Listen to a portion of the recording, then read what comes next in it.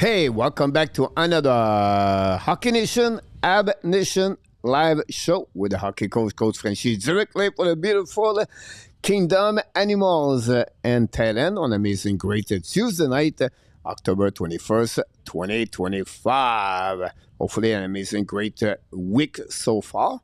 We're getting there. The Halloween's coming next week, and can wait to celebrate Halloween with all of you next week. But until then, we have a lot of things to talk about. Another show tonight about the Montreal Canadiens, of course, after a W last night against the Buffalo Sabres by the score of 4-2.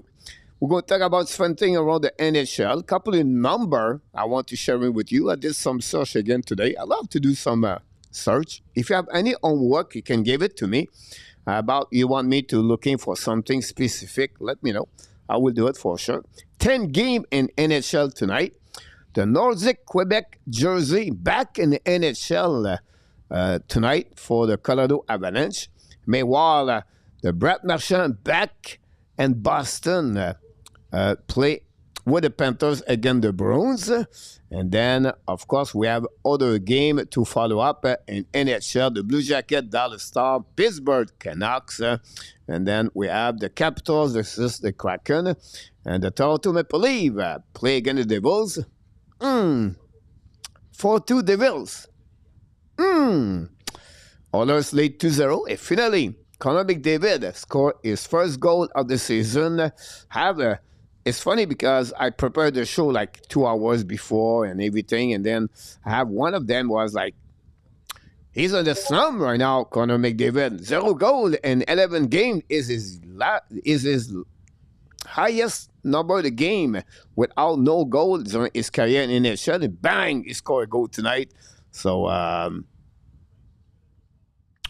that's over.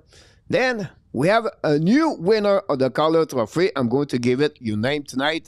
I'm going to give him the trophy tonight. He is the winner of the trophy, Calder Trophy for 2026. That's it. You had no race. It's over already, October 21st in NHL. I know fans want Ivan Demidov. No close at Ivan Demidov whatsoever. He's going to be a great player for the Montreal Canadiens. And Pittsburgh right now will destroy the Canucks, Vancouver Canucks, by the score 4-1. But we have someone in the chat. Alger Calabro is going to give us all the update. My friend or her friend Jim Berenger is right now watching the Devils. But we have tonight back in the house. He was at the parade in downtown in Toronto last night. At 4 o'clock in the morning, we saw him jumping over the car and celebrate in downtown and turn on, turn off the lights at the Blue Jays game. He is back with us to talk about not only the Blue Jays, but also for the Montreal Canadiens. And he's ready in the green room. He's back. Mr. Einar Tapp is in the house tonight. Hello, Coach. Hello, Hockey Nation. Coach, what a series. Before we get to hockey, how about those Jays? I wore a special cap just for Sebastian because I know he loves the Blue Jays so much that he was counting them out a couple series ago. But here we are. You never know. World Series. Doesn't this remind you of a different sport, of course, but doesn't it kind of remind you the chemistry that they have is what Montreal had when they went to the finals against Tampa Bay? Very, very similar destination. Yeah, there's a great way to compare that for sure. The home run last night, it reminded me the home run of Joe Carter, I believe. For me, that's what I can remember the most for the Blue Jays, honestly. But it's good. It's difficult winning, Mr. Natap, the World Championship or the Stanley Cup. I'm going to talk this tonight. But as a sport fans, you have more down at the up in sport. Like, it's going to be more negative and positive, and sometimes you have to look in the mirror. So why I spend all my energy on that when I get upset when I go to bed tonight because my team lost, you know what I mean? And you can win maybe the chance to win in the champion. It's take really light of the percentage to do that. Anyhow, my point behind that is congratulations for the Blue Jays, but for the people and fans in Canada, like the Montreal Expos was the number one team in Canada for baseball before the Blue Jays. Like we talked for many years, right? And then after that, the people in Quebec lost the team, and then you have to share. And we don't like the Toronto Maple Leaf, but for me, it's another sport, and it's good. It's good for the people in Canada to have a team like that, from all the way to Vancouver, all the way to Newfoundland or Nova Scotia or les Îles Magellan, whatever. I think this is a good thing for the people in Canada, and time to cheering for them. I'm going to continue here to do the play-by-play Friday night. Hopefully not Saturday because we have Montreal Canadiens. We're going to jump in like we did last night, and then Monday night, the game number 2. And then after that, we're going to go all the way like that. So glad, congratulations, the Blue Jays. And what a story. And I believe one team can beat the Dodgers is the Blue Jays. I don't think the Mariners can go there. And the key for me, I know I'm not too much about baseball, guys, but the key for me, if they can get the pitcher starter Dodgers out early in the game, because the middle reliever for them, it's not strong. It's not. They don't have a lot of they don't have really weaknesses inside the team. It's really strong, the Dodgers. But yeah, one area is really where you have to hit, I believe, is the middle of the pitcher reliever for the Dodgers. But look, this is good. Happy for all the Blue Jays fan, and then this home run will be forever. Remember, like the Kirk Gibson is on the top, one of the Dodgers on one leg, and on the sadness, Rick Monday did it also for the Dodgers. They're going to Montreal Expos Monday afternoon, Mr. Natap. I know. That was painful. Steve Rogers at the center, right fielder, real field, and it was bad. 1981, Mr. Natap. They're negative, but what can you do, Coach? It's what you live for. You wait many years sometimes for your team to be in a particular position to celebrate, and if for nothing else, win or lose, it's a unifying point, right? In a otherwise sad society sometimes with some of the stuff that's going around the world. So enjoy it, like go for the ride and enjoy it. You're absolutely right, Mr. We have the line. Billy Gee back in the house, Mr. Top. The line is full tonight. Butch also is in the house. Ajay Clabo with all the news update. Thanks so much. And Mark Elliott knocked the door. Thanks. See, you make me think of Kirk Gibson. There we go. When I talk, Mr. Top, I don't read all the comments, and then I make a comments. I go with, and then I love to see people think like me. Sebastian is in the house. Samuel knocked the door. A2 and our top talking about Dobes, shocking development about this. Mark mother is with us tonight. Individual one back in the house. Long time, Mr. Individual one. Welcome, everybody. Don't forget, please, to click on like PLW Sheffer to win the Calder hands down. PLW, I would be curious to know. Mr. Top, the Panthers just scored a second goal. What is the percentage of the Sheffer for the bet right now? Maybe someone to look about that for sure. Coach, I'm watching the Leave Devils game live or finish. Mr. Terry M is in the house. Welcome back. Claude Richard from Ottawa knocked the door. Audio Murphy, thanks for everybody for everything. Mr. Roy is in the house. Roy, the member squad of the Thailand people with Maurice Robillard. Kenneth is with us. PLW knocked the door again. He's go with who tonight? Gigi Peter scored a goal tonight for the Mammoth. I like that. Then we have Guy, Roy G, Terry M, Sebastien number 2. A lot of comments. Sebastien, RJ Gabo, Chris. No controversy. One goalie has 95% save percentage. The other goalie has 85 save percentage. You had right, Chris. But if it was Vasilevsky at 85.6 and it was Johansson at 93%, what do? You remove Vasilevsky and you put your second goalie? This is the question. We're going to talk about this a little bit later in the show. Because the show tonight, ladies and gentlemen, is about this goalie controversy in Montreal, whatever you are, agree or disagree.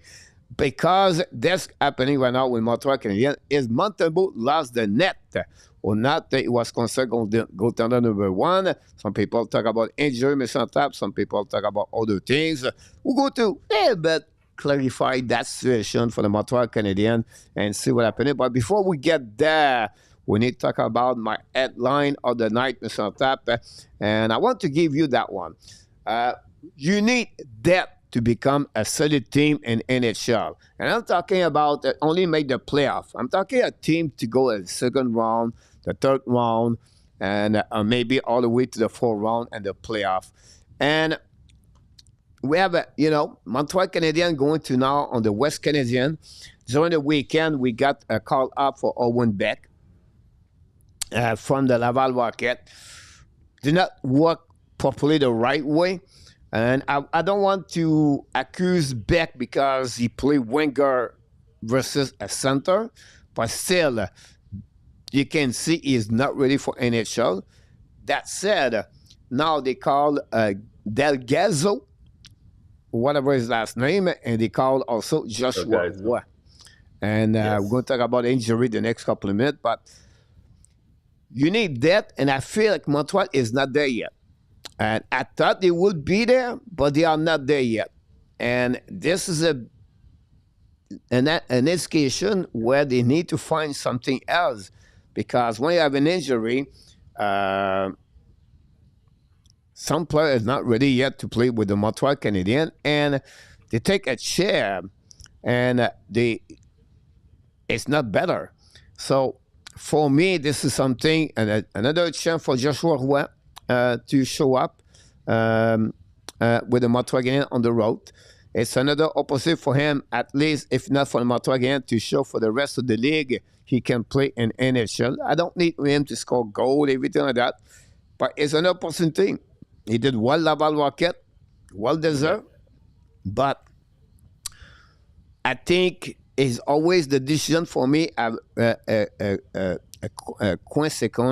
consequence about that. First of all, they're looking for a winger, and they're not looking for someone to play on the four line with Evans, Gallagher, and Anderson. So that share is someone maybe like Joshua Roy.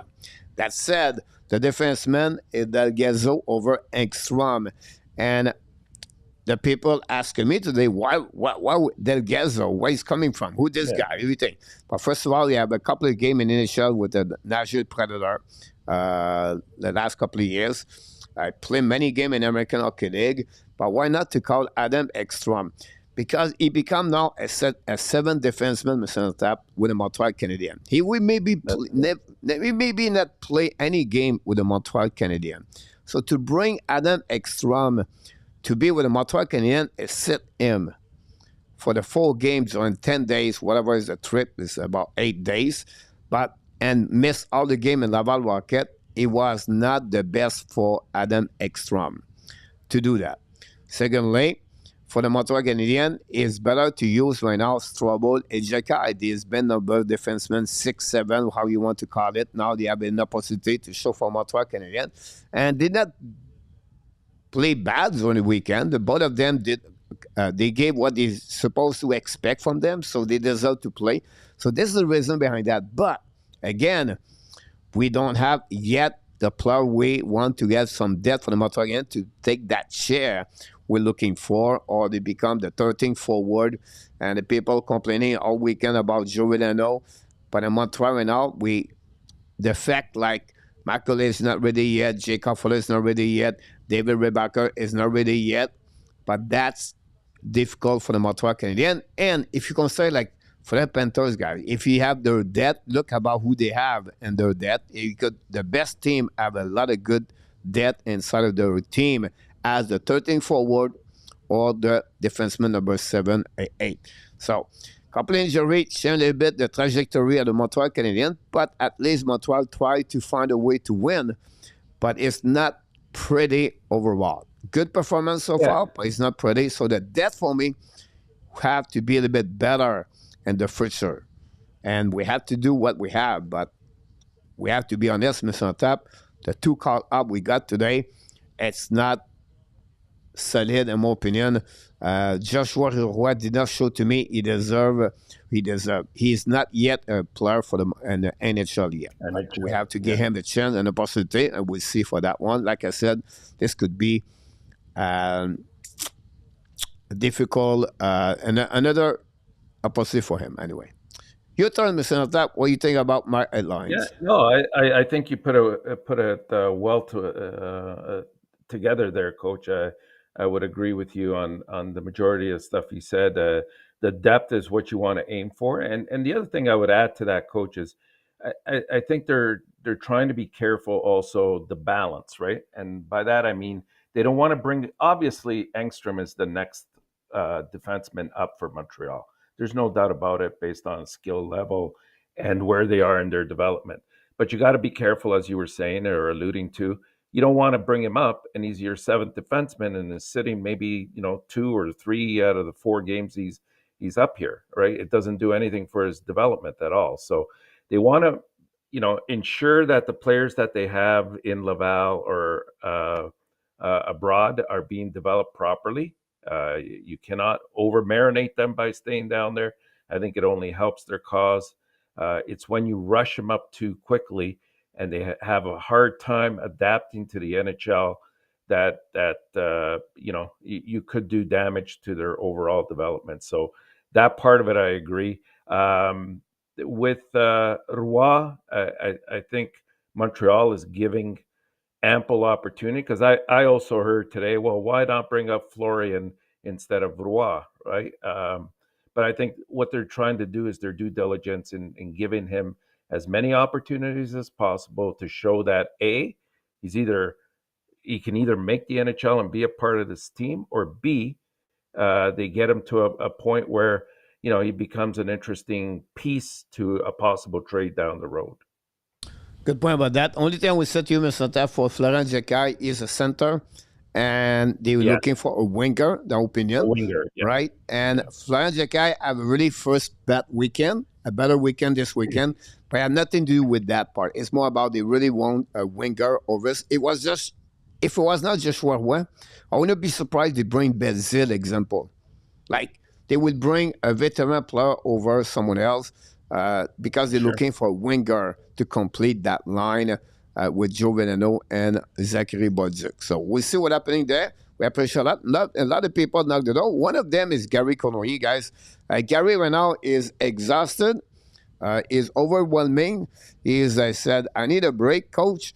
Then he said, I'm going to go home at UPS, find another driver for the rest of the day. I'm going home. I'm tired of this right now because he worked a lot.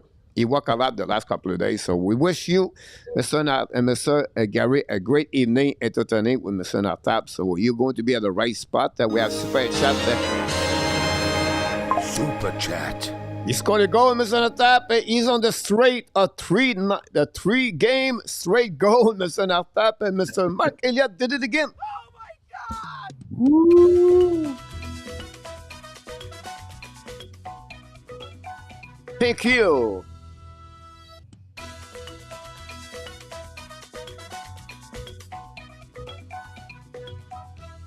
Mark Elliott scored a goal for the Montreal Canadiens tonight at the Habs Nation, first of the night. Mark Elliott back at the line with Guy and Billy. Mr. Top got an assist. Both of them are back together. We remove Butch, Anthony Bouchard out of the line to give that line to Mark. And Mark take advantage of the great pass of Billy to Mark. And Mark did not take a time to go with a one-timer shot over the shoulder of Dakar for the Kraken, Mr. Top.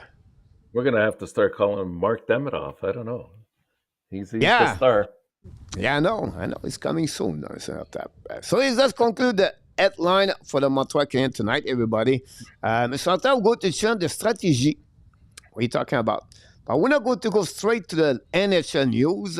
A bit, maybe go with that a little bit later, Mr. Top. But we're going to go start to the Montreal Canadiens news, everything. That's where we are hot right now. The people want to hear what's going on. And here we go for the Montreal Canadiens.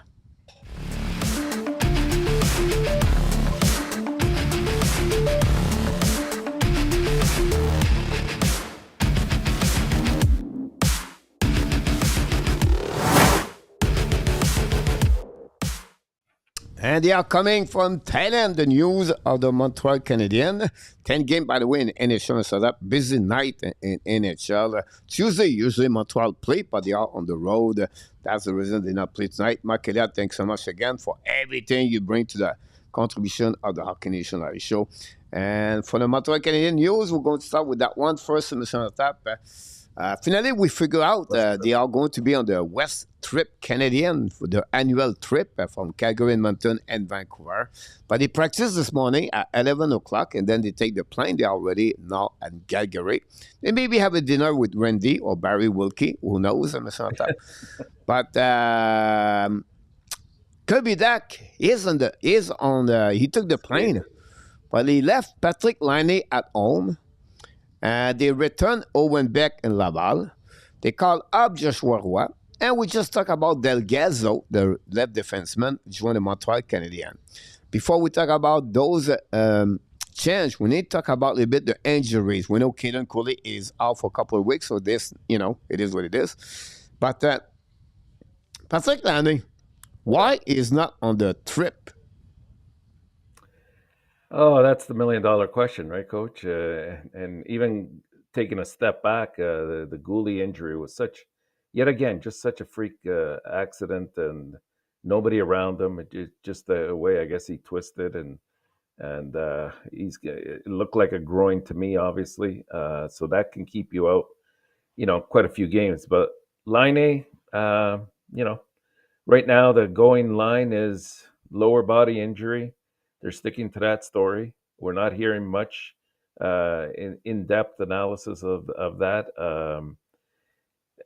It could be a number of things on the go here. It could really be like we were talking last week about, just exactly where do you fit Laine in your lineup to make him as effective as he possibly can. And I mean, I have to at least commend him that I think in most of the games that he's played, at least there's been effort there. There's been better 5-on-5 play from him.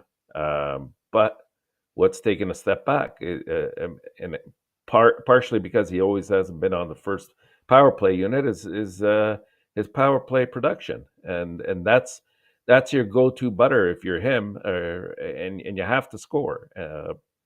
And that hasn't happened, and so it makes it difficult to slot him in a particular chair. You're right about that. I agree with you. Before I answer back to you with conversation, we have new people knock the door. Darrell PS is in the house, and many others. Appreciate it. To answer to you, Mr. Butch, we have that widget you're talking about. I just did not get get it from the NHL yet. So when it will be applied, we'll do it. Of course, Bush, that's what we do usually. It was pop up for the last couple of years. About the last 5 years, we did it. It's just I did not hear or I did not contact the guys is in charge of that. So we take a note and then we definitely get that for all the people. So thanks again, Bush, to remind this to me. I appreciate that. And people said, what's going on over the head of an Artap? But yes, the show was, we have some sponsorship now or some affiliation now with new companies. First is the Hockey Hot Stove. Hot Stove now is going to be helping us to grow. And then we got a second affiliation. This one is the Vivid Seed. It's an online site like the Ticketmaster.com. You can buy your tickets, everything. And what we're going to do, we're going to provide to you guys the link, and they give us a 20% discount with the Frenchy inside of the coupon to get out. When you get out, you pay. You put Frenchy, you get an extra discount. We're going to give you all those information starting tomorrow night. But I just want to share it with you. So, slowly, properly, guys, we're getting a little bit more credible inside of the YouTube channel, but again, it's not make a little bit Coach, better for the revenue of this channel. So we appreciate that. Larry Lavallee knocked the door. Welcome back, Larry Lavallee. Thanks to be with our Canadian Live show. I appreciate it a lot. There was a lower body injury is for me is listen, he had two stories behind everything. Some people said he really appreciated for his teammate in locker room. He wanted to play in Montreal, everything like that. Some people said when they scored a goal last week, he did not stand up, everything. And Nick, some others said, don't worry about that. He could not maybe stand up because his injury. At the end of the day, Mr. Tap, some people would tell me today, he's not on the trip. Maybe it's the starting the point when Montreal Canadiens could say, you know what, that's maybe the beginning of his end with the Montreal Canadiens. Listen, um, any player in NHL, any one of them, if you know the role, if you don't put them in the right chair, Yeah. sorry, but it will not work. Whatever is right, you cannot ask Jake Evans to be on the power number one and to be on the top line, play with Ziski and Caulfield all year long. It will not work. Unfortunately for Patrick Laine is not the right chair with Evans and Anderson. You can see that's fun this weekend with Gallagher with them. By the end of the day, I don't want to predict what will be the future for Patrick Laine. I just wish the best for him and to be back with the Montreal Canadiens because I believe for me, Montreal is better right now with Patrick Laine and Kirby Dak in the lineup at Joe Villano and Joshua Roy. That's no doubt in my mind. Now you need to figure out something. And the fact both of them are not there in center tap, Budzik is get penalized or the situation run out. So again, we now have to panic after 7 games. We're going to see what happening, but it would be sad. The good news for Kirby Dak, it looked like it's not an injury on his knee, but it's another Yeah. injury. So Nevertheless, yeah. it is what it is for him. And Caden Coley again, an injury for him too. So we'll see what happening for the Montreal Canadiens. And now they are Joshua Roy and Del Gazzo. And we wish the best for the Montreal on the next trip. And that's move on for the next. Pete Martin is in the house. Thanks for all the likes we got so far. You have any questions, guys? Please don't forget And it's to also, click on coach, the. it's also a part of the process, right? Like we still don't have all the right pieces that have to fit together in order to make four lines flow smoothly. I mean, and you can draw from right up at the top of the list, needing an urgent 2C. You can make cases, of course, so and so is doing well, and this guy's now starting to win some face-offs. But at the end of the day, we still lack that 2C, and that's where it all starts. And then you start seeing a juxtapositioning of players, whether it's on the wing or at center, and on the right line when it's needed. And it's part of putting the team together. Like so far, we've been very fortunate and very lucky in terms of our acquiring assets, managing them. I mean, when you look at the contracts and having built the team chemistry that they were after, it's worked so far. Knock on wood. And it looks like free agents want to come here. Other players are happy to stay here and sign even for less, as we've seen in a couple of recent contract negotiations.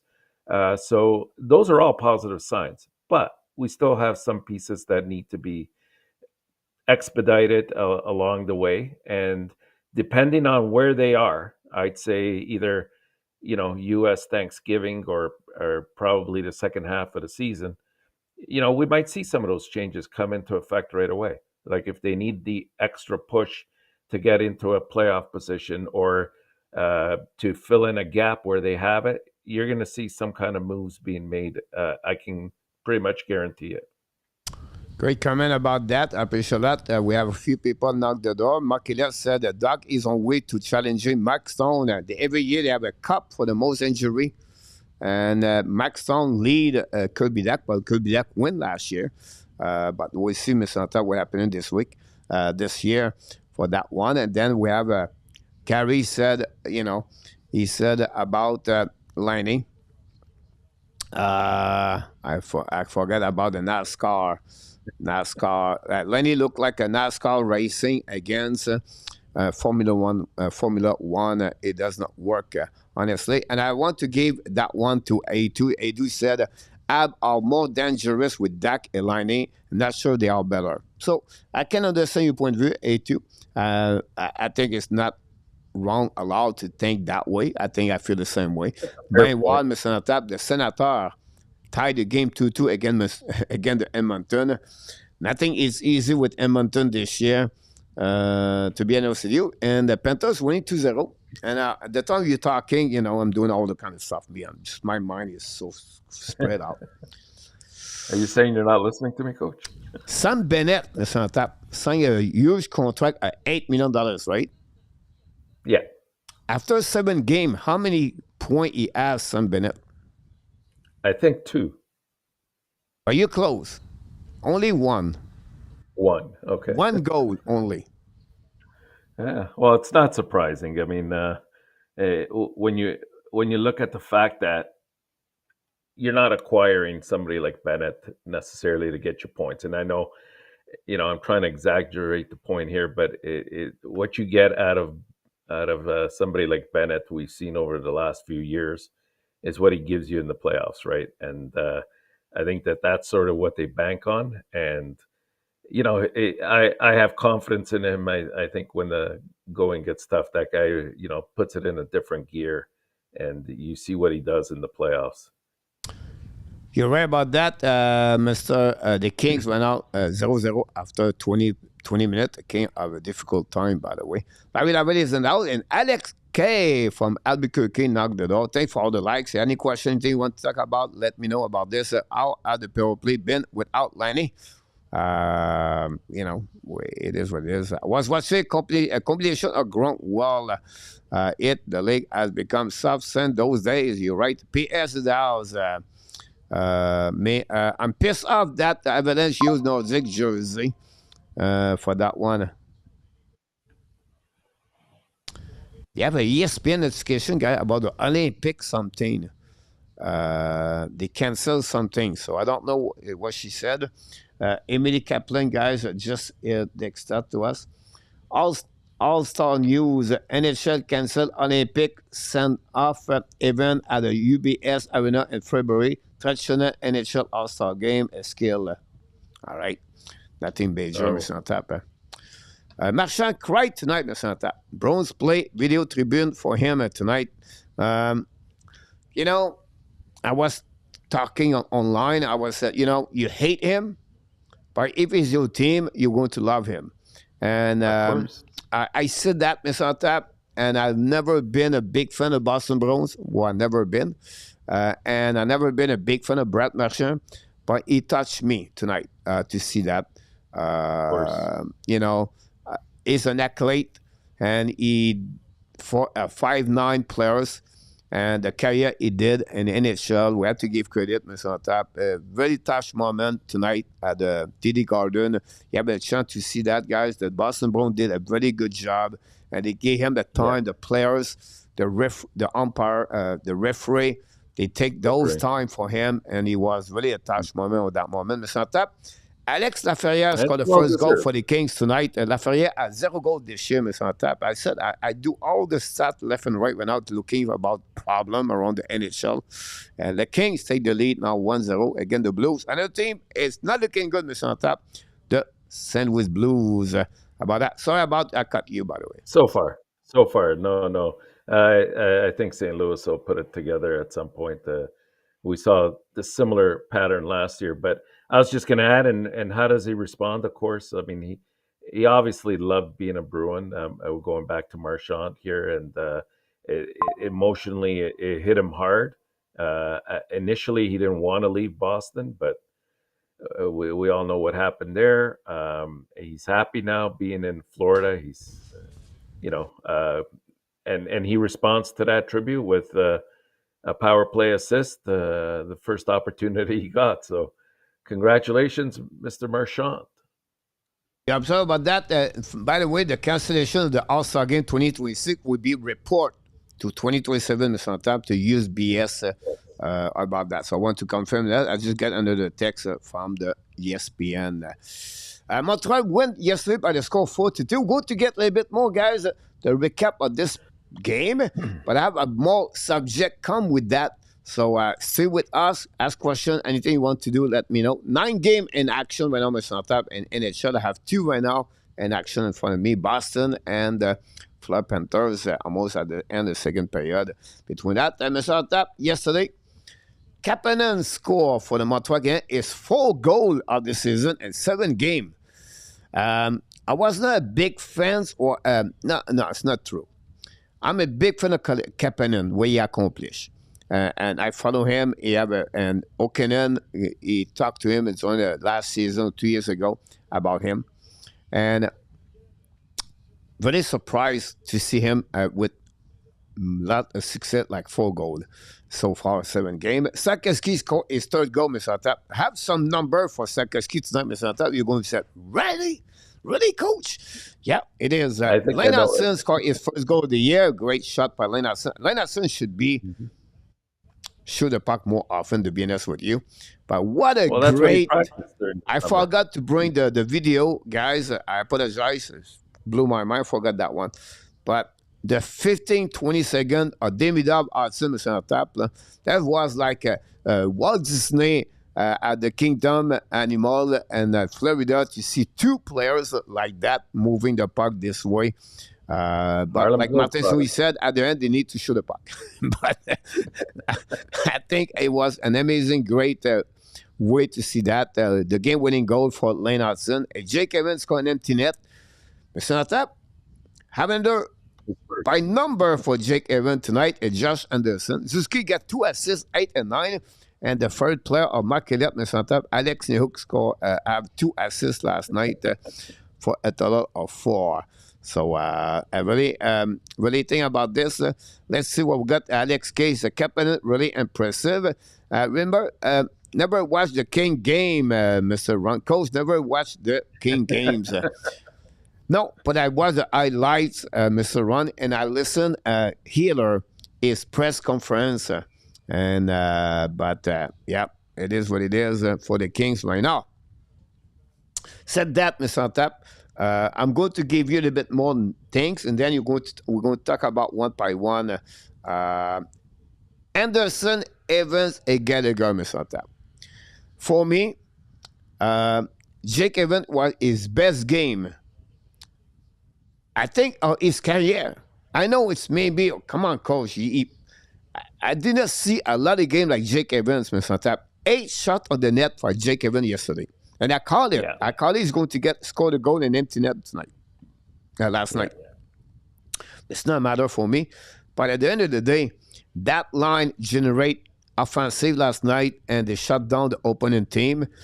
Great performance on that line. And again, yes, he has $6.5 million Gallagher. I understand that. Maybe too much, but 5 assists in the beginning of the season, 7 games, guys. You put him, start the season with Doc and Budzik. Budzik scored 3 goals. And then you remove him to put him with Evan and Anderson, the last 2 games. And you can see those players, Anderson, Evan, was off with Patrick Lani. It had nothing to do with Patrick Lani, by the way. It's not Patrick Lani's fault. My point here, Mr. Tap, is Gallagher bring another dimension, and he elevate player beside them because of his energizer, because of his way he play, and that helped the player play with him. They have to follow him. They have, and that line is really, this is not like, you don't need system with Gallagher, Anderson, Evans, Mr. Tap. It's north-south. It's on the highway. You're not going to take the exit to go to the rest area with them. They go all the way up and down, Mr. Tap. And this is, we have to give credit, guys. Mr. Tap have Gallagher, Evan, and of course Anderson. I know, Mr. Tap, you want to talk, right? You want to give me what you think about that, Mr. Tap. But you know what, Mr. Tap, you have to wait.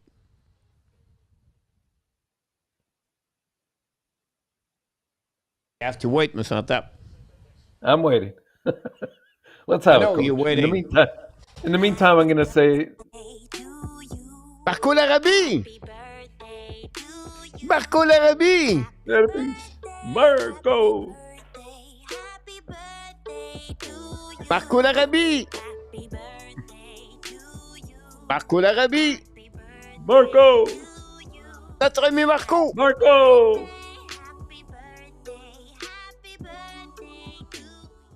Sorry, Mr. Tap, to Happy interrupt you birthday. about this one because I know I saw Marco stop. He said hi to everybody, but happy birthday Yes. for Marco Larrabee, turned only 29 years old, Mr. Tap. And we wish him an amazing, great night. He said, I wish he would be here with Absolutely. tonight with us, but he said, I need to celebrate my birthday with my family and my wife. And I said, you know what? All right, that's okay. You can go, Okay. Marco. You can be with them. You Don't deserve worry, it. Intertap will So be here. exactly, Mr. Is coming, and always no worry about that. You can come back next time for Happy the. birthday, You'll be Marco. great All the about best. that. I hope you Mr. had a Tap, great I day, want Marco. to let you know Pittsburgh is going 5. Canucks 1 right Go now. figure. You're going to tell me, oh, okay. But what is surprising, every year, Mr. Tap, you have a player step up, great start. Some player does not good well. And Justin Brazeau, guys, his 5th Yeah. goal of the year. Brazeau have more goal than Sidney Crosby. Brazeau is a late draft. Big Jan right winger, 6'5", 4'6'5". Yeah. Play with the Boston Bruins. Got trade at the trade deadline to Minnesota Wild. They don't want to keep him. He signed with a contract low with the Pittsburgh Penguins, and now he is the best player for them with Anthony Mata, guys. Another player's push on the trash. 6 points on attack. Third goal. And his Third third goal goal. and 3 assists. Another assist tonight. So a lot of great thing about this. And the Kraken scored a goal. Jaden Schwartz scored a goal. Anyway, Mr. Tap, I thought I would be like that for all night long. So tell us about Gallagher. And I think Brazeau, to add to that, has 3 points tonight, if I'm not mistaken. But good on him. That he's having a solid year. I mean, when you're with Crosby, many good things happen to you. Anyways, about the Anderson, Evans, and Galley line, if you look at yesterday alone, I mean, they were just clicking, right? Like I thought that they were impressive. They had, I think, if I'm not mistaken, 15 out of the 31 shots on net that they shot towards Buffalo.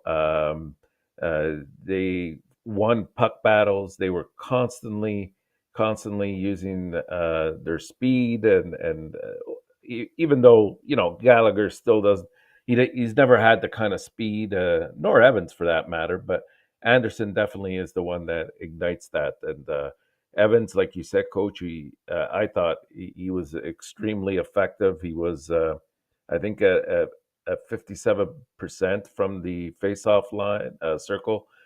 So, you know, no surprise that Marty St. Louis went back to this line because he knew what he can get from these guys based on last year. And it's, when you put it together with line number one, it's 2 lines you don't have to worry about. It's a matter of looking at the other 2 lines and seeing what best fits because I agree. I don't think you can have Bolduc on the 4th line. That just doesn't make sense to me.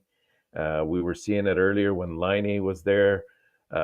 Just doesn't fit in that particular spot, and it's tough. But they're going to have to find a way to navigate through this, right? But good sign to see this line back at it again. The galley always takes them to the dogfight. That's for sure. Yeah, I'm sorry about that. The story about Brazeau, guys, because Mark Elliott asked me who draft in front of him. There's a great. Yeah, He played with Boston. the North Bay and the OHL. Then he signed a deal with the Newfoundland Growlers. If you follow them, this team was on the East Coast Hockey League, Mr. Tap. And then the Marlins discovered him suddenly. They gave him a contract, play 2 years with the Marlins, 3 years with the Marlins, and then he won trade to the Boston Providence, Bruins Providence, and from there the Bruins called him up 2 years ago, and 3 years ago now, and he got trades on the traded line. And go. The story is about Brasso, so I just want to share with you what's going on about that. And to talk about Elias Pedersen for the Vancouver Canucks, yeah. The center players fall apart very well. Of course, everything not good, honestly, for Pedersen. But Vancouver have a good start until tonight. I think it was play over 500, if my memory is good. And he But does he does have a point tonight, so Yeah, That's yeah, that's good to see. Yeah, absolutely about that. Now we're going to move on, Mr. Tap. We're not going to talk about controversy, Mr. Tap. We're not going to get there yet. But we're going to talk about never, never. excellent performance of Dobes yesterday. 30 save. He made the same, Mr. Tap, I think, to keep Montreal in the game. He made the big save at the right time. But that's what we're looking for last night. I was disagree with a couple of people. One of them was Gilbert Delorme.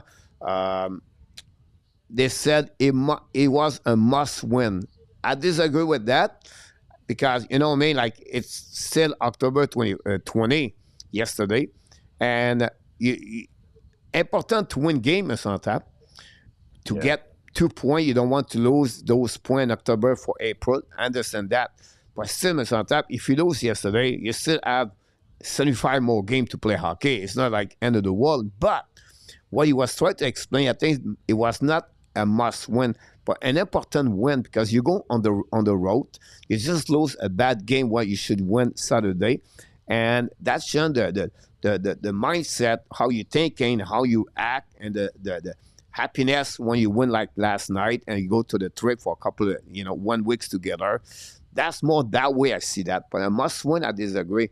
But we have to give credit yesterday of the Dobes. Another great performance in the beginning of the season. We'll talk about all the stats the next couple of minutes, but we have to give him that. He was the third star of the game last night.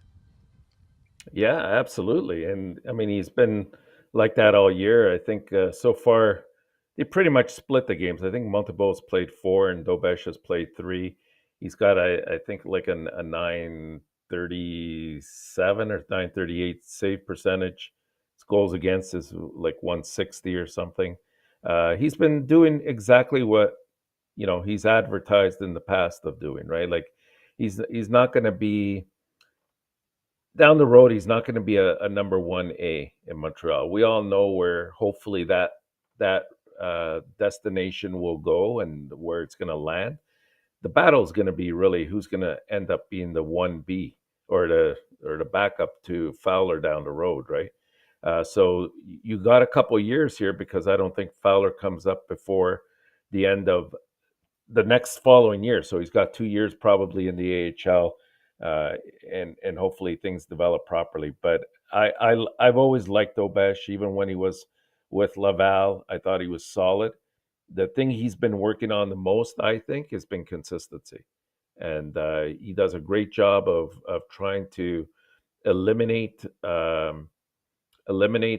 rebounds. He doesn't give up too many of those. He's got a decent glove hand as well. He makes himself big. I mean, he is, I believe, an inch taller than Montembeault, but it's not necessarily because of his size, but his the way he sets himself up, and that's I think what makes him effective too. Like he's very smooth around the net. Sometimes he gets caught out of position a little bit. I That's one area I think that they've been working with him about. Eric Raymond has, so it's something that obviously he's going to have to improve on. But I've enjoyed what I've seen so far, um, and I say keep this going. There's nothing wrong with having 1A, 1B. You're right about that. I agree with you. We're going to talk more about this, guys. So don't. I'm not going to jump in on most conversation in the chat about that one. A lot of great comments in the chat. We appreciate a lot. How my dog Oswald is doing.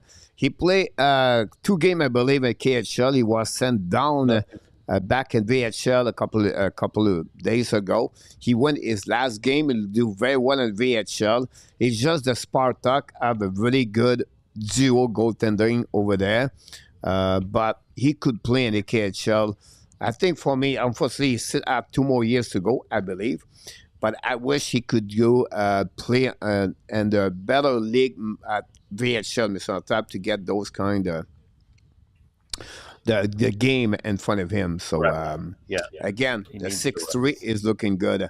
Mr. Tap, the next one, Demidov, 12 minutes. Now, I don't get it. Someone have to explain it to me. What? How? Uh, He carry on right now a 14 minute per game average since the beginning of the season. He played with New Hook and Kapanen since the beginning of the season. That line, Kapanen have 4 goals, Demida 1 goal, 4 assists. Then you have New Hook 1 goal, 3 assists, I believe. But that line is good, not bad, not great. We cannot complain about that. But at the end, uh, is it normal he play only 12 minutes? One other player play 17, 18, 19, 20, 22 minutes per game. I'm talking about forward.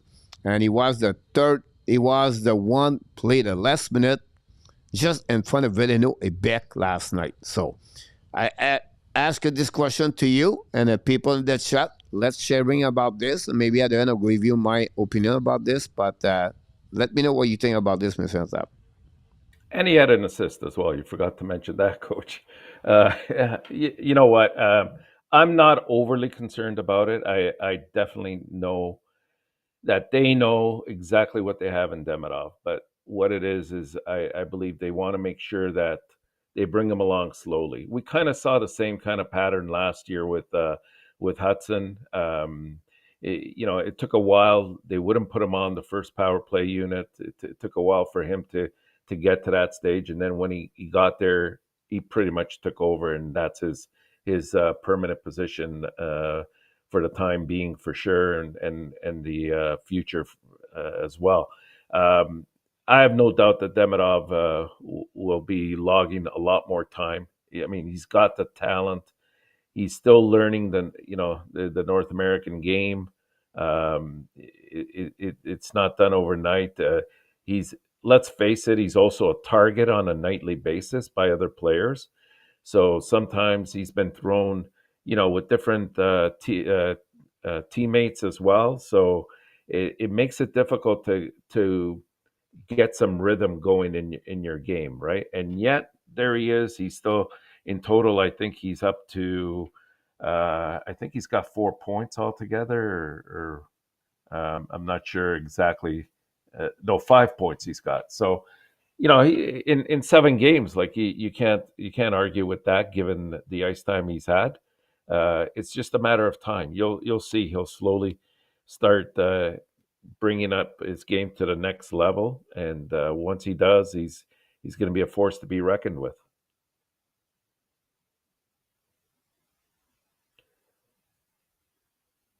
Yeah, Coach.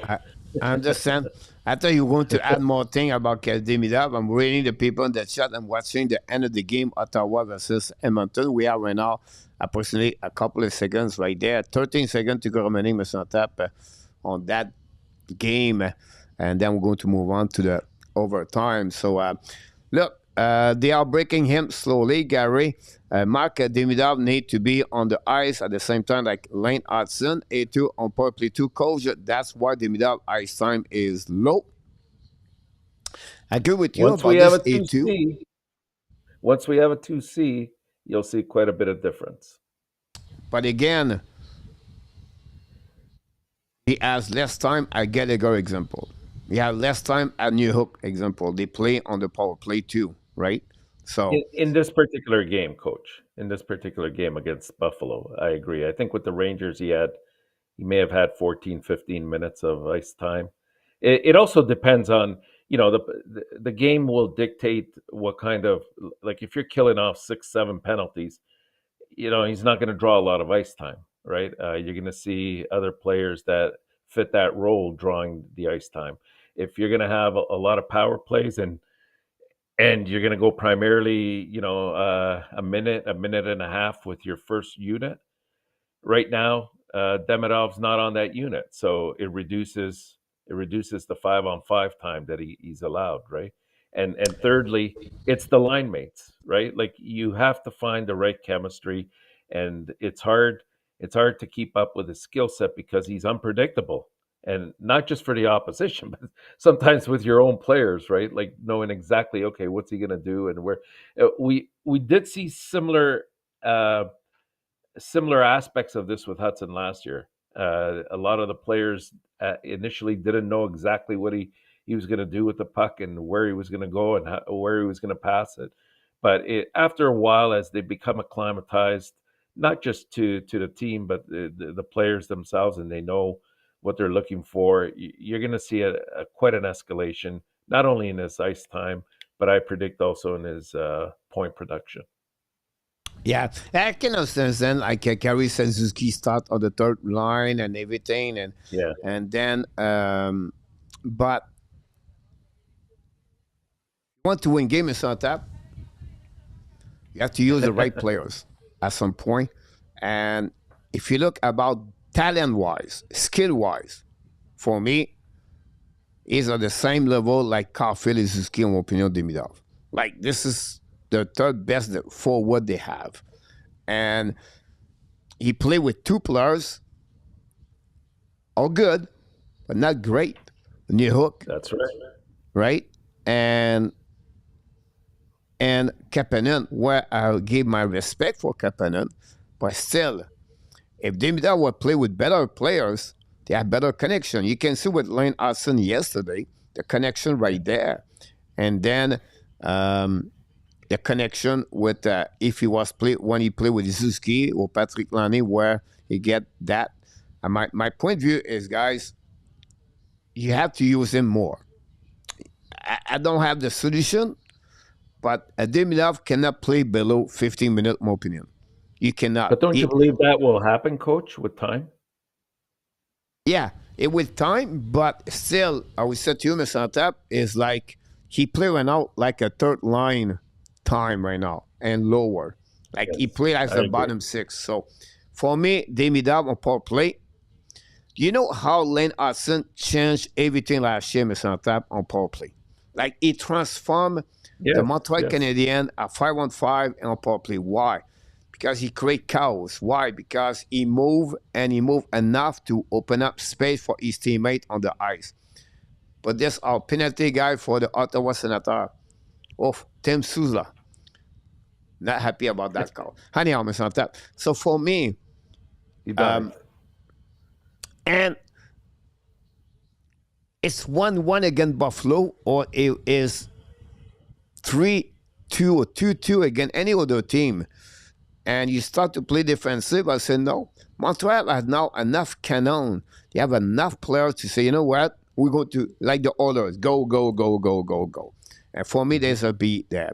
David Dow on power play, guys, yeah, no doubt. He has to be on the power play number one. No doubt. No doubt. For me, he have to be over there. Unfortunately, Montreal have two good players on power play, but they not produce right now. If they want to use Demidov to have a good power play, but they have to put him on unit number one, and it will open the door. I know they like Sarkowski. I understand all the concept of that, but at some point, Mr. Antap, you have to think about the team winning, not about please the players. At the end of the day, you want to win at that. This hockey, Mr. Antap, is so hard to win, and if Martin Sully want to keep his job a long time, he has to win. He has to win. So for me, this is a way I believe they have to use better Demidov. That's the only thing I said to you. And right now, I will try to make two power line. Montreal right now good line, one good line, and then it's split with three line. It's balanced, understand that. But for me, here I will work this way, Mr. Antap. Line of Suzuki, line Evans. For me, it's good. Like no problem with Seth. that part with them. And then you have the mix right there, the New York, Kapanen, and Demidov. And then you have Jovelano, Rouenard, and Budzik. In my opinion, I would put Budzik with Demidov. I would put, after that, Kapanen there. And New York have to go at the bottom with Joshua White, Joe Veleno. We say, yeah, but what happened to Veleno? But it is what it is, Mr. Tap. You're going to have three good lines. And those four lines, usually in the NHL or the team want to win, and they win, they play with 7-8 minutes per game. So for me, this And is what so, I would believe, Mr. Tap. yeah, I understand that, Coach. But okay, so let's progress this argument a little bit more. What happens when Doc comes back, and what happens when Line comes back? Now, what do you have as your second line there? Because Tap. there's Go ahead. yeah. I'm sorry. Go ahead. No, I was just gonna say it's been what we've been talking about all year. It's how to make these pieces fit together right now, and part of it is, this is not going to be. There's a few players that need to clear necessarily out of Montreal, either when their contract terminates or via a trade. Something has to happen where you can start to fit the pieces that need to be there with more ice time together, working, in unison with each other, not just for a game or two, but for big portions of the year, if not the whole season. That's how the whole first line came about, right? It's been exactly that, and whether they've always been at the top of their game, which for the most part they have been, but there's times that they haven't. They stick with it. Breaking news. Edmonton win Tap 3-2. Uh-oh. Uh, McDavid. Wildman scored a goal on overtime. It was a power play 4-on-3 Tap. JF is in the house. Welcome back, JF. Sanderman is in the house. And Peter W is tried to sell me online. I can understand that. But for me right now, it's Demidov. I understand he does not show at the game. Martin Zouy thinking Demidov played 12 minutes. But if I'm a coach, I would say Demidov have to play more at 60 minutes per game. Like, I would do everything to Demidov play game. Of course, you have power play, PK, but Demidov have to play for me more minutes on the ice because he's the player for the Montreal. He is. Every time he's on the ice, on top, something happening. It's like Lane Austin last year. So for me, I disagree for how we use him at that moment. And hopefully in the future they will to find his spot. I agree, but has that been Marty St. Louis' calling card ever since he's been here? He's always respected, the senators of the team that have been here and gives them that opportunity first, and then slowly but surely he inculcates them into the system more and more. Guys like I said last year, Hudson. This year it will be Demidov. It's going to happen. I can guarantee you that. Like as you said, he's got too much talent to play him 12 minutes a game. I mean, that's silliness. But I think that they're just worried about bringing him along the right way and making sure that he develops fully. Like when Caulfield first came up, coach, like we had question marks sometimes about his defensive play. He's really rounded off now to be a more complete hockey player. And it's sometimes he does just as much away from the puck as he does with the puck.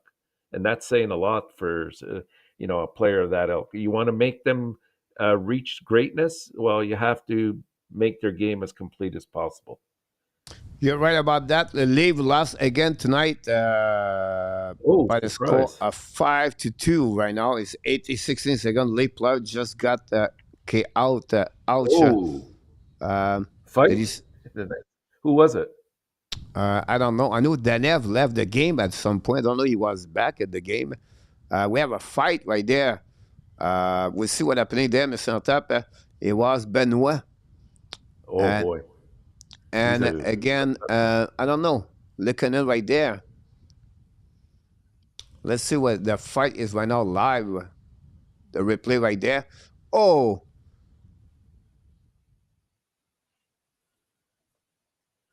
Oh, Benoit knockout on that one. Another knockout. The devil hit the guy on the floor, but Benoit missing on top. So that happening there. I'm going to go check the Islanders winning 4-3 against the Sharks, and McLean Celebrity scored goal. So all right, let's move on, Mr. Top. The second period, Mr. Top, is a problem. The Browns scored a goal to cut the lead.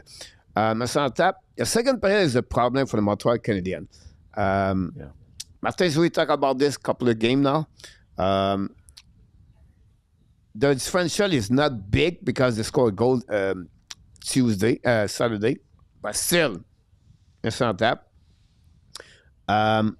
They don't do nothing on the on during the second period. The, of course, they play the last couple plays at Montreal. The bench is far. It's all the same excuse when we hear that the second period. Montreal, I don't know you guys in the chat. Most of you watch Montreal Canadiens every night, like we do here, the Hockey Nation. We cover them every minute of them. I could be wrong here, but I did not see any game Montreal play a 60-minute, Mr. Santa.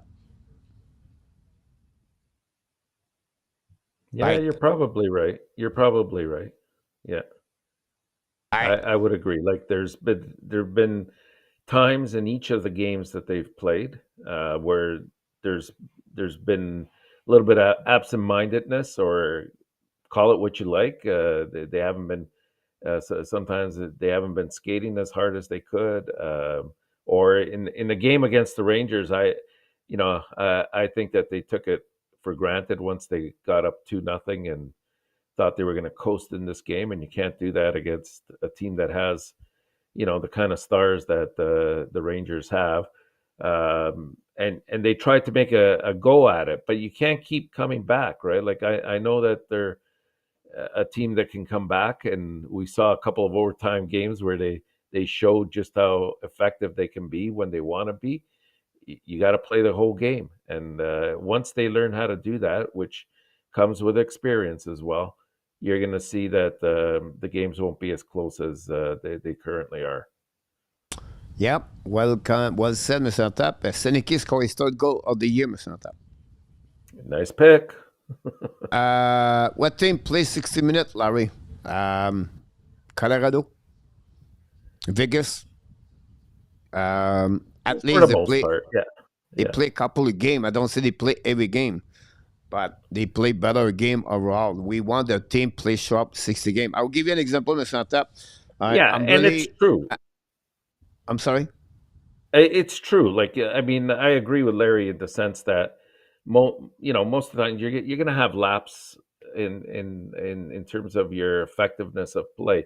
The key is not to be hurt when that happens, right? You want to still be responsible defensively. Okay, we had a bad period, but guess what? We still came out of it. Nobody scored, or they only allowed one goal. So, you have to minimize the damage that's done against you when you're not at the peak of your game. Well said about that. I don't say is wrong about this. What I would say, give you an example, guys. Montreal again, Buffalo. 4-2, you win, empty net, boom, finish. Now, you look about the core C, the Yeah. high danger scoring chance. And then you look about the XGF, the analytics stuff of the game. Montreal Canadiens, guys, at the second period, Buffalo is like double more chance to score the goal. At the third period, Buffalo lead also at the more chance to score the goal. Yeah. So at the end of the day, Montreal have a good first period. This team is on top. They have the best players the first period. They really good well. Same thing with the Rangers. They shut down at the second period. They was completely down at the second period, and they tried to come back at the third period. It didn't work at the end of the day. So they have to manage the puck, generate better when they are on the second period Yeah. to get out of that period with at least better. And this is a problem they have since the beginning of the season, is to manage their puck. And he talk about the game collective, where the five players have to react better as a team together. And that's happening, guys, on that situation for the Montreal Canadiens. I think it has been an issue for quite a while this season more. I say because our four line is not clicking. Team is solid. They are, yeah, possible that one. Mark Boston tied the game 2-2. Stan, after they scored the second goal, do you think they were playing defensive to protect the lead, Mr. Nata? No, I don't think that was the issue necessarily. I just, if we're referring to the Ranger game here, I think it was more just an issue of overconfidence from what I saw.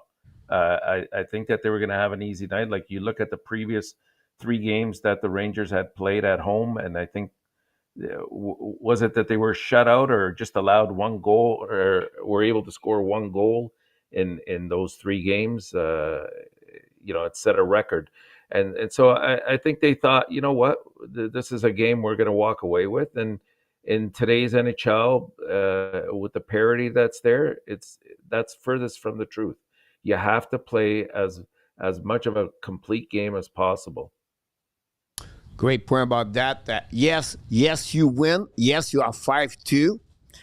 I'll agree with you, all of you guys. And I don't want to be negative here, but it's not pretty overall. They have a lot of things they need to be better. Remember, they won the first game in Santap on the road. Yeah. And they start with Toronto, and they beat Detroit the next night. They went to Chicago. They beat Chicago. And then after 3 games, they come back home. At home, they got Kraken. They win. They got Nashville. They win. They lose Rangers, and they beat Buffalo last night. What they have, all the W, Mr. Tap, they have something in common. What they have. Something they have in common. They're not top-notch teams, right? The teams that they faced, right? All the team is on top. All the team was not in the playoff last season.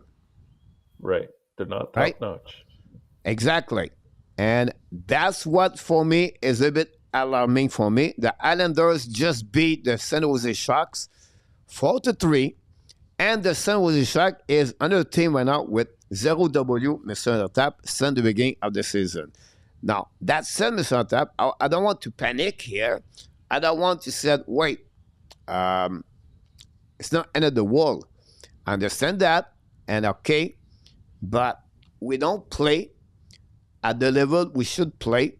And because when you go to play against a better team, maybe it will not look good. So for me, I just want to share that point, not negative. But Montreal need to play better, and they need to figure out a better line, maybe a better power play. This is Martin Saint-Louis' job, but it's not like not negative, but it's not like a red flag. It's going to be bad after that. But something you have to work, Mr. Tap. It's 7 games, but you have to reevaluate everything. And Martin Saint-Louis said, Saturday, we need to generate better the puck to get better puck position, and they have better chance to score. And the high danger scoring chance. So for me, this is something you have to work on it. And they've been better at it this year. It's just that they haven't been consistent throughout the entire game, right? Like their forechecking at times looks very potent, and other times there's a lot of gaps, a lot of turnovers that lead to opportunities by the opposing team. Yeah, I'm sorry about that. So I'm going to give you that answer. I'm going to move on to the next controversy subject of the night, the next couple of minutes. So stay tuned. And the game Boston Bruins and the Panthers 2-2 right now. It's on tap. And we want to thank everybody to be a part of the show. Don't forget, please, to click on the like. If you don't mind, that'd be great. Mr. Tap, I'm not done yet. Let's talk about Juraj Slavkovsky, Mr. Tap. The next 3 subjects, Mr. Tap, is about by number. Are you ready? Go for it. Slavkovsky is the EC coach. Martin Saint-Louis does not want to take him out of the power play, but it is what it is. Good point about that. They're not using him properly on that first power play unit, number 1. That's the issue. Mr. Tap, Slavkovsky scored 3 goals this year. Mm-hmm. Last year, it took him 28 goals to score 3 goals. Yeah. 2 years ago, it took him 32 goals, a 32 game to score 3 goals, and they had to wait in December, Mr. Tap. Right now, Slavkovsky is right now, and the Christmas time is on the holidays, Mr. Tap, right now. He's thinking, someone mess up his calendar, Mr. Tap. He's thinking it's December. He don't think it's in October. Wasn't that part of the objective, to get him started early and not after Christmas? That was that's what they talked to him before he go back to Slovakia. They want him to get there early and to be ready for the upcoming season. He has 0 assists, by the way, but we see a better Slavkovsky He got 2 games. The last 2 games prior to Saturday, it was so. But we get the second skill we're looking for last game. Physical, Yeah, engaged, for checking, and he got a goal. He won it in front of the net. We want that kind of second skill we're looking for. And he possesses that. I have to give credit. But I just want to leave you, Mr. Tap. This is really interesting to see that his beginning of the season versus what it was before. We have to give him credit for that one.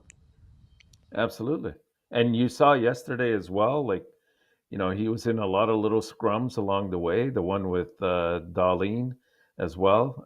He's in his first couple years, he was very sort of laid back about those kind of things and would shy away from it. He's not now, right? He's trying to make his game a little bit more complete, and I think that once you do that, the points will come more freely, more automatically for you, right? Um, I like the fact that he's back checking much better than I've seen him before. Yes, he doesn't have any assists right now, but I think he's like number 2 behind Caulfield in shots on net this year. And that's part of the reason why we're seeing that he's gotten off to goal wise a decent start. You're right about that. Boston is on tap all over the Panthers right now. I'll be surprised Boston find a way to win tonight. I wouldn't be shocked. A couple of great comments in the chat from Pete Martin to A2, Gary, GF, everybody. For me, Cabin is a poor man Suzuki right now. Is a poor man Suzuki right now. Mr. Tap, I'm not done yet. Jake Evans Next, scored an yes, empty net, Mr. Tap. he did. His last 3 goals is all in the empty net goal, Mr. Tap. His Yep. last goal at Evans Rink, January 21st, 2025. He almost at the half of the season where he did not score a 5-on-5. Yeah. Ever since his contract, right? You could say. Is Um, it not I crazy when you think about that? And I'm not said those numbers to be negative or positive. I just give you I love what I love to do that, Mr. Tap. But this is really crazy if you think about that.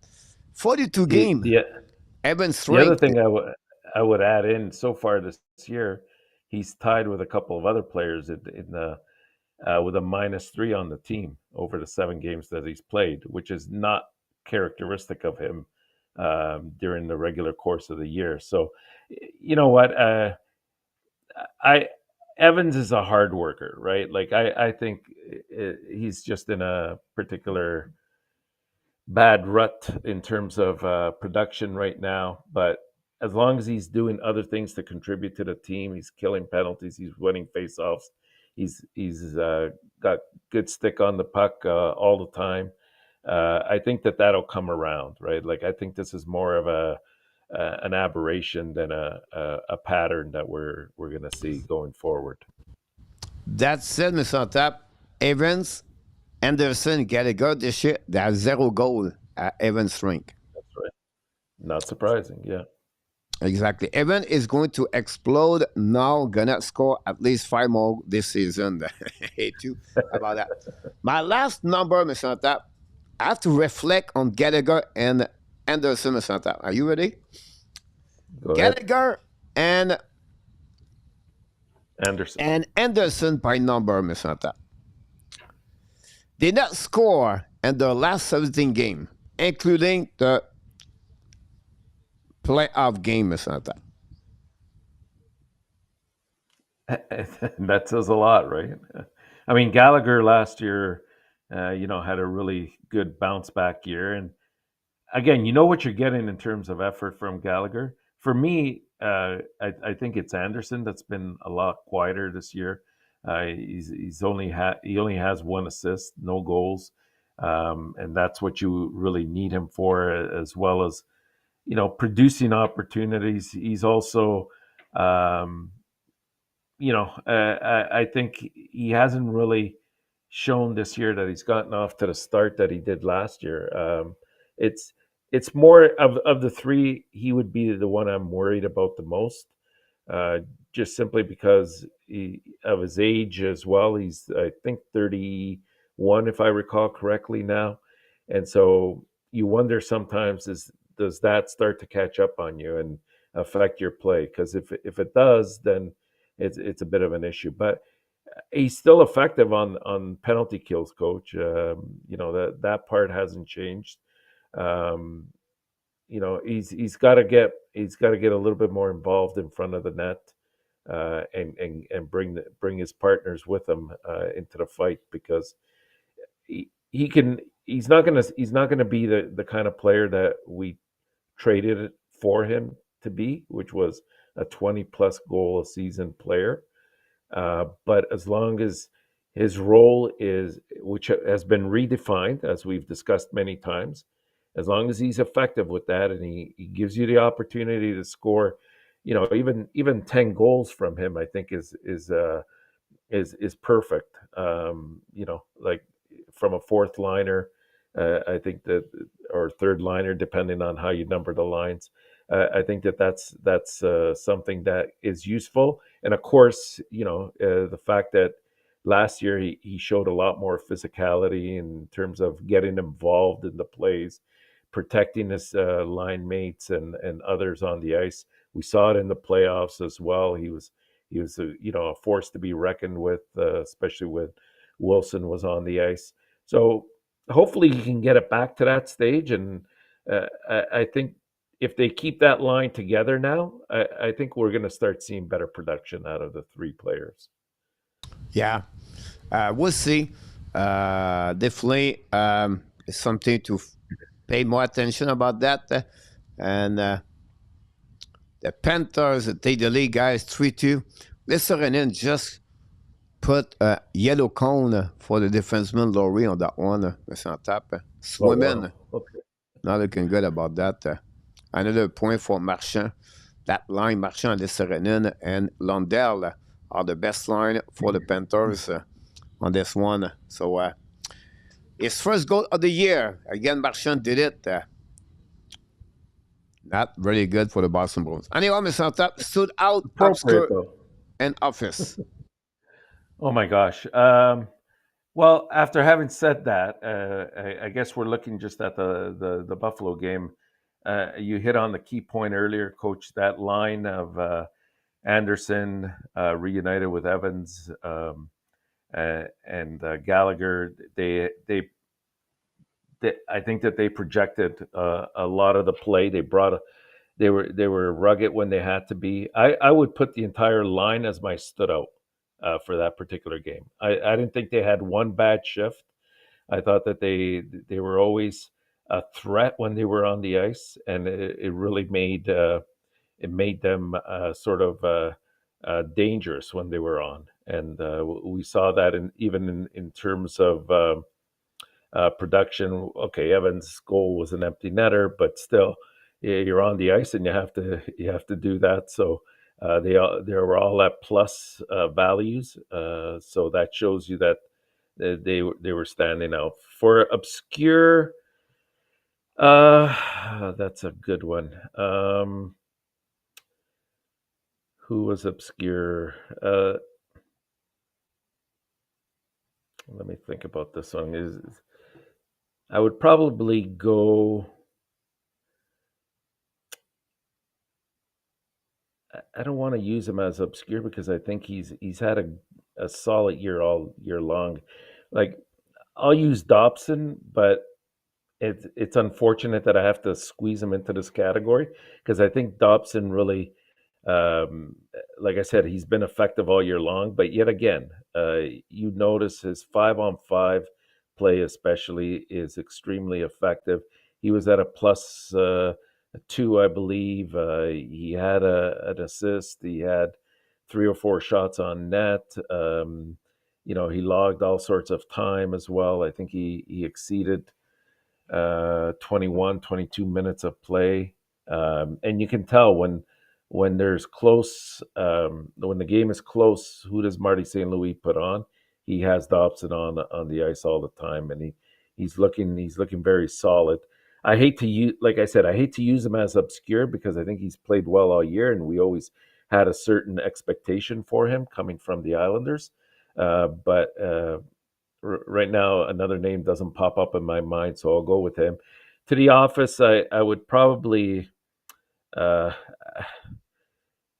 I would probably have to say it, again. It's not fair because he came up for one game, but I would say Owen Beck. I didn't see much. He had another opportunity to perhaps shine, and unfortunately, he hasn't.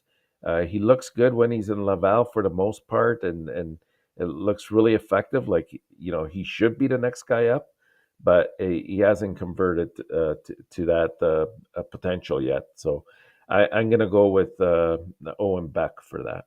Send it into Awesome. the Great office. comments about that. Look for us in the house. Gary C in the house. Thanks for all the likes we got. Suit out Dobson, Evans, obscure Budzik for A2. We have PLW suit Oh, out that's a good one. Dobson, obscure Madison, office Jekai. Then I don't know if you have more. After that, I'm reading a couple of things right there very quickly, so I apologize. But stood out Evans line, obscure Dobbs, Tobesh, and Office Vedeno. Yeah. Look, for stood out, you have a couple of players, I'll be honest with you, could go that direction for me. But Jake Evans, guys, is like for. I know you have an empty net, but I think Jake Evans have a solid game for the Montreal Canadiens. Every time I was on the ice was really good, so I'll go with him. Nicolas, welcome back. Obscure, it's Noah Thompson, and pairing with Mike Madison. That pairing is just blew my mind right now. So I have to go with Noah Thompson. At the office, you took Owen Beck. I would say to you, and you can go. You know what? I'm going to send together with Budzik, Beck, and Jordan, all three together, guys. We have a talk together and see what happened about that. So I'm going to get that one. PL can talk about Strobel. So on top, the show of the night, it was honestly focusing on one thing, and we're going to get this. Is at 10 o'clock, Mr. on top, on that one. Before we talk about the controversy, goalie controversy with Montreal Canadiens. But before that, Mr. on top, we're going to put you a little bit on the hot seat with everybody. You are an expert about the question. I'm going to ask you that one. Brad Marchand was picked in the third round of the 2006 draft, and currently the fourth leading scorer from that class. He is well behind the leader, Ottawa Senator Claude Giroux, but less of 50 points back to the second spot, held by the retired Caps legend Nicholas Backstrom. At the third place, Marchand would probably get there, and the next couple of days, he is only 6 points back from a player who was also a Boston Bruins pick that year. Can you name that player who finished his NHL career with 992 points in NHL and also drafted by the Boston Bruins? Oh my goodness. Let me think. The drafted the same year, so 2006. Was it his line mate? I don't know. Tell me the name. The Blues tied the game 1-1 against the Kings.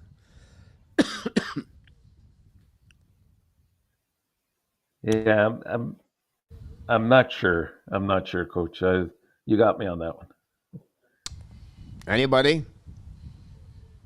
I will wait a bit. Does obscure invisible Roy? Then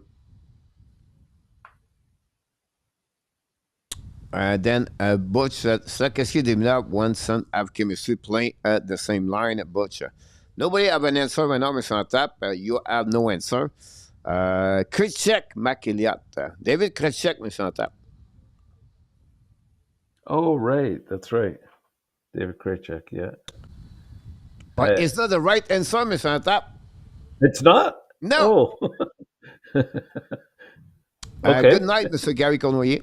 Cash is on the house. Who else would it be? Bergeron. Bergeron. Yeah. No. Patrice No. Bergeron was draft second round pick, remember? Second round. That's right. Yeah. All right, I give you the answer, guy. We have to move on. Anyway, still active. Is he still That's a good active? question, Luc Lafortune. Um, he's not retired yet.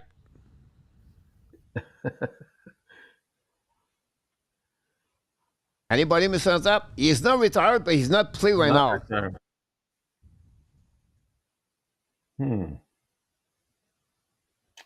When I'm You going got to me give the good name, there. Mr. Top, you're Yeah. going to say, oh my God. Now, his best food he likes to eat, Mr. Top, is hot dog. Oh, Mr. Toronto Maple Leaf. Yes. Reddit Phil Kessel, Kessel. Mr. Top. I should have got that. I should have got that. He totally escaped my mind. I'm thinking of, well, he was a Bruin for many years before going to Toronto, but Yeah. He was his name drafted just by he escaped was drafted out of Boston. by Boston Yeah. Bruins. So a tricky question for all of you tonight. We apologize, but it was a good thing to see Should have that got that. together. But so now we're going to go to the goalie for the Montreal Canadiens tonight. Let's see what we got here, Mr. Tap. I want the people talk about this. Mark Elliott and A2 et PLW named the name after that. Nicolas, il n'y a aucune controversie gardien de but pour le Montréal Canadien, le Cashman Kessel.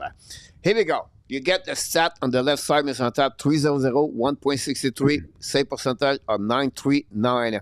He gave 5 goals on 37 shots. Montembeault, 220, 3.26, 0.857 percentage. He gave 13 goals and 70 shots so far. On the left, you have Montembeault. I should show in the picture, but I get that way about that one, but it's not a big You're deal. mixing up. If you want to go that, I can do that, Mr. Tap. See, it's quick That's okay. here It's okay. to go that. You can understand more what's going on here. Here we go, Mr. Tap. Give us a picture of the situation. Okay, so I'm going to go back to when we met last time and we talked on air about this. And I mean, I was talking specifically about Montembeault's play so far this year. We're not bringing into context what he's done over the since we picked him up on waivers and to where he's gone from there to where he is now. He's obviously our number one goalie. But at this stage right now, there's gaps in his game that I'm seeing that he hasn't improved on, and it's over the course of 2 or 3 years. Has he gotten a bit better with it? Absolutely. Has he perfected it so that he can be at the stage where, this is your go-to guy for? I know last year he went for what six? I think he played 60 games or 61, something like that. But he had a very good year, but we talked about it before, like trying to track down shots from out far when they're using the goalie stick paddle properly, right? He leaves the 5 hole open quite a bit. He's down on his knees frequently. He doesn't come out to cut the angles as well as he should. Sometimes he does, and sometimes he doesn't. Like you've noticed, there's been about 3 goals that have come off the wing that were shots that he probably should have had. And when he's in that, he doesn't make himself big enough. And like he stays very tight with his posture, which then, if you're not coming out and you're not making yourself big, well, you're giving an enormous amount of space behind you for today's NHL player to score on, and 70% of those players will not miss those kind of shots. So again, I'm not trying to dump on Monte because I think he's a very good goalie. I think there are areas that I think goalie coach Eric Raymond has to really hone in on and bring to his attention. Hopefully he has and he's working on it, but I haven't seen that. Gives up a lot of rebounds as well, and that makes it very difficult for him to sort of get his game about him. And it also puts the team in a bit of a disadvantage. Of course, they'll never come out and say it, but he's the like you can make the argument. Well, the defense in front of him are making mistakes, and therefore they're getting opportunities. Not incorrect, but you are the last line of defense. You have to stop the pucks that you can. And there's those aspects, those holes in his game that I'm seeing that I'm not seeing as much in Dobesh's game. Um, Now, interestingly enough, I did look this up, and this summer he spent quite a bit of time. He went to a specialized clinic in Trois-Rivières, where he worked on certain neuromotor skills, things that deal with balance, things that deal with reflexes, like tracking things down. What it does is there's a mention of some kind of machine that he used where it spins the individual around and then around and then he has to track certain laser targets with it. So it's all about focus, right? And trying to get things straightened out. So he spent a lot of time on that. It works on his balance, his eyes, his depth. And I think that that's a great move. Like, I think he's motivated. He wants to do as well as he can, but it's going to take time for him to get to that level. Eh, right now, you have to be astute enough to say, look, we need to pick up points wherever we can and not get caught up in the mindset to say, well, he's our number one goalie, so I should be playing him 50, 60 games. Well, if he's not doing the job as well as he should, yes, you don't want to destroy his confidence. You have to put him in. And I have confidence that he will get to that level. But Dobesh is riding the hot hand. Like, look at the numbers right there. They don't lie, right? Like, they've played almost half the games each, and they're drastic numbers. They're not even close. Why Montembeault struggling with the long shot point like blue line or a 40, and why he gave a lot of goal there. He's on the NHL edge, not this year, but last year. His number are at the bottom of the starter in NHL. Excludes everybody at 30, I think it was 30 or 32 start game. He was at the bottom. I said to you, bottom 10 percentile in NHL. That's not very good. He gave a lot of goal on that area where the goaltender usually have a good percentage, but him is struggling. Any reason particular you think? I don't know what the reason is, Coach. Like, obviously, if I had the answers, I would be able to, you know, send a message down to Raymond and work with it. But all I can see is what's presented in front of us. Like, I've as I said before, I've played the position before in my lifetime, and I know that those are key areas that I always look for with a goalie. The fact that his off ice regimen this summer consisted of going to this particular clinic and working on things like his tracking and his coordination, as well as his spatial awareness. Tells the whole story, right? Like, there are areas that he even realizes he has to improve on. You just gave the stats about being one of the worst in terms of tracking pucks from afar out. And the only thing you can do is it's about repetition and working on these things. But if he doesn't improve on it, and that's what I've noticed, like this year so far, I haven't seen any improvement in any of those categories. You add to it the fact that he doesn't use his goalie stick very well. You never see him poke checking. I know it's a lost start with many goalies this year, or not this year, but in today's NHL. And he's very susceptible when he goes laterally to opening up that 5 hole, and you'll see that some players will take advantage of that. Good So point about that, for sure. I would say one thing about him last season. He had a great year on the the GSVA, and the yes, GSVAX, where he's supposed to give goal on the high danger chance, and he stopped the pucks. He was like the top 8 in NHL last season. At the Washington he Capitals, was. he got hurt, Mr. Tap. He got a double groin, whatever is the diagnostic about that. And is it possible because he start his training later in the summer? Like usually he start in June, example. Now Well, this year that's the start thing. maybe at the end of July. He is not there yet. because of that? Is it a possible or it's just It's an very assumption? possible. It's very possible, Coach. Like I said, I sort of applaud him that he recognizes those things, and he did is sort of go to this clinic to help him out in that regard. As a matter of fact, I believe he declined the participation in going to the World Championship to play for Canada, exactly for that reason. And then in August he got married, right? So obviously that's going to take some valuable days, if not weeks, out of your preparation. So I wouldn't be surprised if that's part of the reason why he's not at the level that, let's say, he was last year. But that aside, it's still those little things that I mentioned along the way that I haven't seen him hone in on and try to improve his game on, or at least that hasn't improved yet. We'll see what happens down the road, but you just have to be careful and not, if you're Marty St. Louis, not think, well, you know what, I'm going to crush him if I don't play him. Like, you have to do what's best for the team. And if right now, if I'm not saying you sit him, but you don't play him 3 out of 4 games in a row. That's the only thing. If you have to go 2-2, then you do that, and you make sure you pick spots where he can experience some success, because that it becomes a mental game. And once he has that confidence again, the players around him will have the confidence in him as well, and you're going to see better results from him.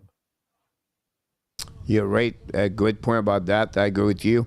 Kiki's score is third goal this season to tie the game is on top of the Bruins versus the Florida Panthers. A lot of great comment guys in the chat about the decision for the Montreal Canadiens, and I put controversies just to have a good conversation between all of you. Here, I see that situation, Mr. Top. Right now, Montembeault has been with Montreal for 3 years. He was claimed from the Panthers. Every year he get better and better and better. Is it number one? Is number one Montreal because that's what we are. That's what we have, and that's okay with me. It's not better. I believe he's still the job. Jake and Allen at the point. Montreal find a way to say, you know what, we can trade Allen, and because we have Montembeault now. So we have to give credit for he accomplished now. Like everybody else, I give you 9 tonight. McDavid 1 goal. Laferriere 1 goal tonight. The player does not start the season properly the right foot, and Montembeault is one of them. To put now Dobes number 1 is too early for me, and to give him the net constantly for him, so now we can play a Montembeault backup number 2. Oh, Panthers just hit the post as to score a goal right away that one. Oh my God, the Boston is not go nowhere. And Florida, that was a game both teams needed for sure. And Panthers. It's like I'm telling you right now, Mr. Top, that's you want to silence the people in the fence. You have to score a goal like that. There's nobody at the Boston. They're all shocked when I was sitting in the building on that one. That's crazy. Anyhow, my point of view, Mr. Top, to finish that subject before we move on, is about, all right, some people like Stan want to know what's going on next game. You go back with Dobes. The next game is a back-to-back. It's Montembeault. And then after that, if Dobes have a good game, you go back with Dobes Saturday. And then you go with Montembeault again the Saturday after that. You go back home. And then you have 4 days off after. And then you realize where we at. If Montembeault did well against Edmonton and the Saddle, and that's my point, it would be maybe to go back with Montembeault. I don't think Dobes still the job at Montembeault. How they work and how it's been that way, Mr. Top. Martin's always been really, and the organization is really good to recognize the players. They don't want to put anybody down. They don't want to push everybody down. My feeling for that, they will still believe Montembeault until they really believe, or until Montembeault do very bad. Fumbles. Yeah, fumbles are Terrible. really badly. Yeah, And yeah, then that would just go, we'll go to Dobes. We'll go to Dobes until they get a back-to-back game. They go back with Montembeault until Montembeault get his confidence back and he believe on yes, himself. He show yes. exactly and go from there. But it's good to have to get a battle or a fight Controversy. Yeah, internal like they have right now. And both of yeah, them, you want to get the net. Both of them is good to what he accomplished right now. And now is to give what is deserved. The deserve right now is Tobias. But to put him as a goaltender number one, I'm not there yet. And I will wait longer to see that. And to wait will be the development for the next 5, 6 weeks of Tobias and, of course, yeah. of Montembeault. So for me, it's helped for the Montreal Canadiens to have It's two players, two goaltender want to get the net. They perform differently right now. And Dobes deserve it, by the way. I don't want to say like Montebo should get the net. Dobes deserve it. He worked hard since the beginning of the season. He's the most, for me, he's a goaltender right now. If you put it in the net, it will give the better chance to win the game when they play. That's what yeah. the Dobes did, and I think that's where we are. And just now, I disagree for some of you said he deserved to be number one. I don't think it's enough yet there to give that job number one to Dobes. Yeah, I would to remove that mental block completely, coach. I wouldn't say, who's the number one. It's about doing what's right for both players, right? And so if you're riding a hot hand with Dobesh, you go with him a while, but you do it in a fashion where you don't want to destroy the other goalie's confidence completely, right? So for me, this game coming up against Calgary, I think I go Dobesh and then bring in Monty against Edmonton. He has actually a good track record against Edmonton, and it will probably be the harder game of the two. So you know that the team will be really up for that as well.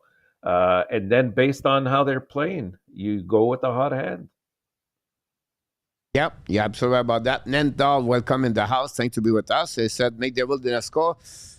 But he scored tonight, like your people said to you. And so this is what I love, Mr. Santa. We have a lot of great people, love hockey, and they follow everything. GF, one of them, and many others, and not point only GF. But, like you have a question that chats from one answer back right away. So they really follow what's going on, and we have to give credit for them for that. So thanks again to be with the hockey, with this. Montembeault has reached his ceiling. If he has Roy, you need to find that out for sure, right? Like, I think at this stage, it's still a bit too early to say that. I know I think he's what 26 now, Coach, if I'm Or not he's mistaken. 28.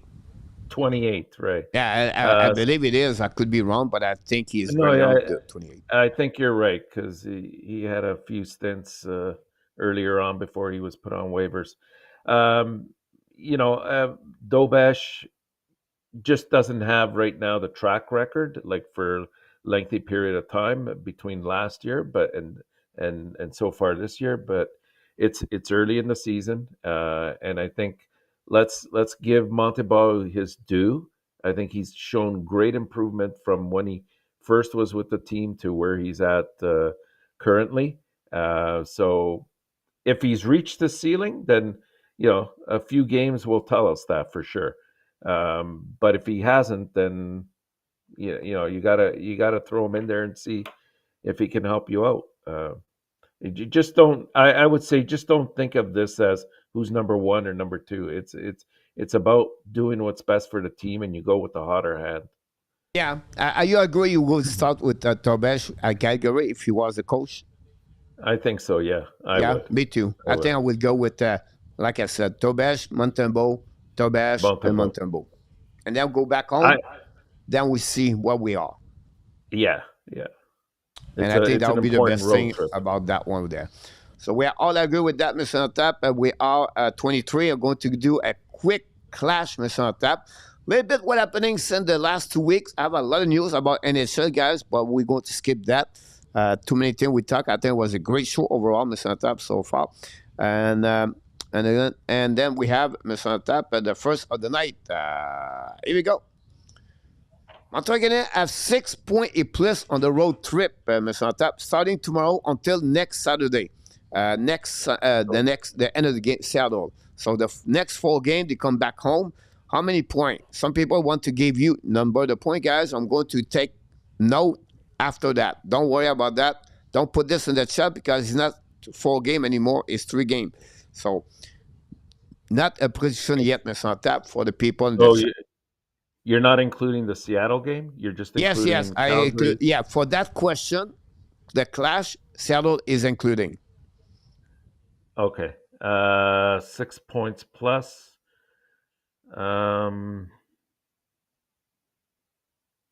going to say absolutely. I think it'll be exactly 6. Exactly 6. For me, you think they're going to beat Calgary, Vancouver, and Seattle?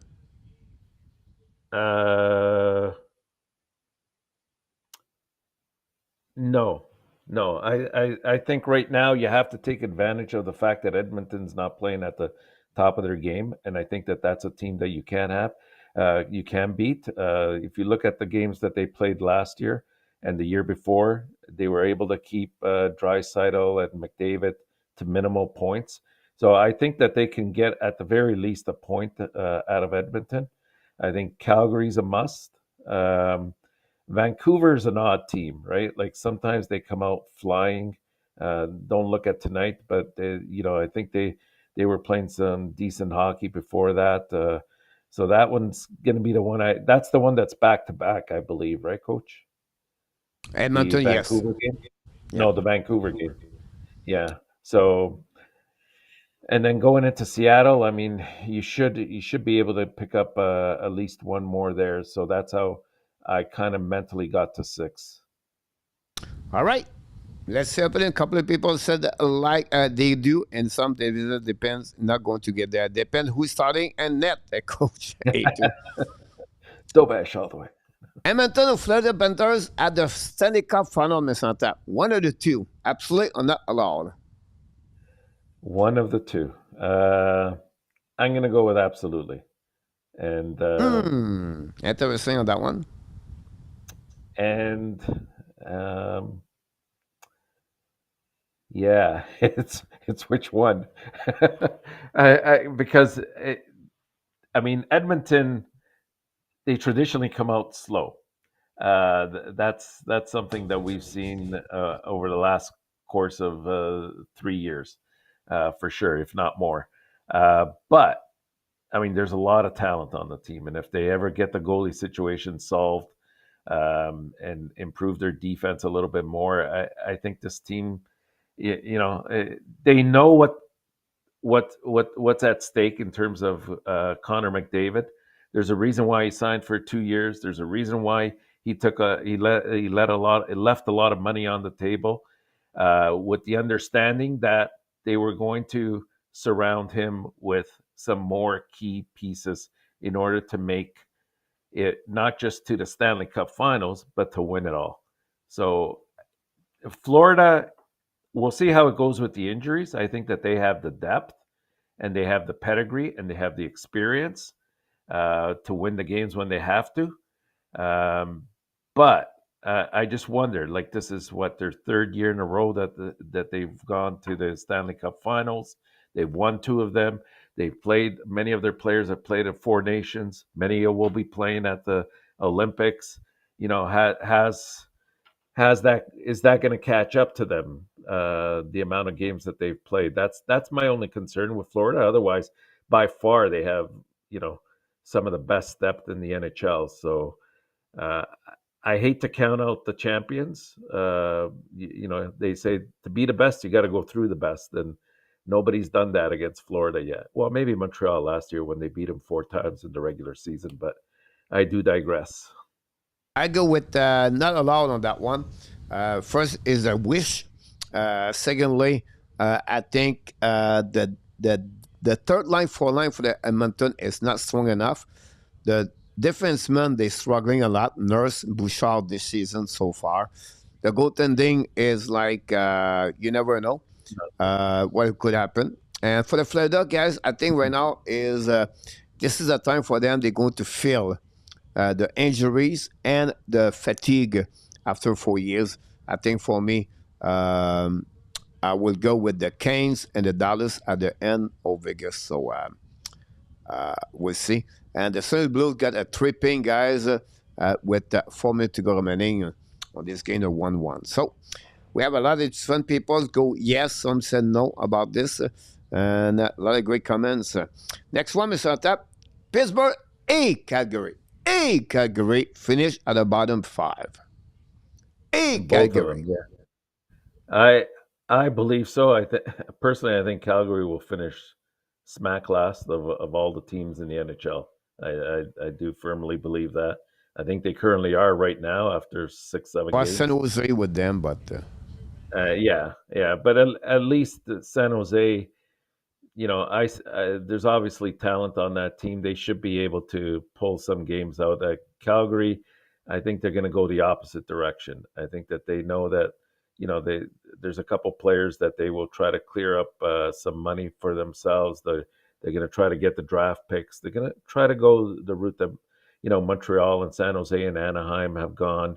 Acquire the picks, draft well, and then start to slowly build on that. So I think Calgary for sure. Pittsburgh, I mean, they've gotten off to a very decent start.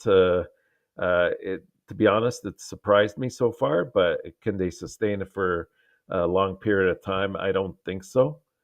So I'm going to go with absolutely both will finish in the bottom five. yeah, I go with Pittsburgh right now. They're looking good, right? But it's a long season, it's on top, and Yes. I think at some point they want to remove. They want to finish at the bottom. Clear some They want to finish at the Absolutely. bottom. So I think I It's will not go the year with to that finish one. the playoffs. Yeah. But we have to see about this, what happening. Just for information, guys, Mayu does not play tonight. He's still L3 scratch. He's not sent down to American Hockey League. So A2, Mayu is still out tonight.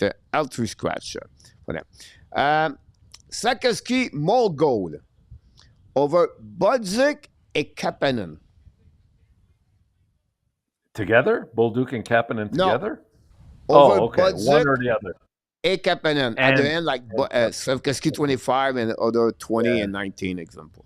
Oh, that would be fantastic news if that were the case. Um, I I'm gonna say not at all. I think that Bolduc will eventually be one of the top scorers on the team. We saw in the first 2 or 3 games, like he's dangerous around the net. He's got that quick release. He's got a very accurate shot. It's just a matter right now. He's been sort of thrown around on different lines, and he's still learning the system, and he's trying to get with the team and understanding what they're supposed to be doing and who he's playing with. So I don't have much doubt that Bolduc will do well.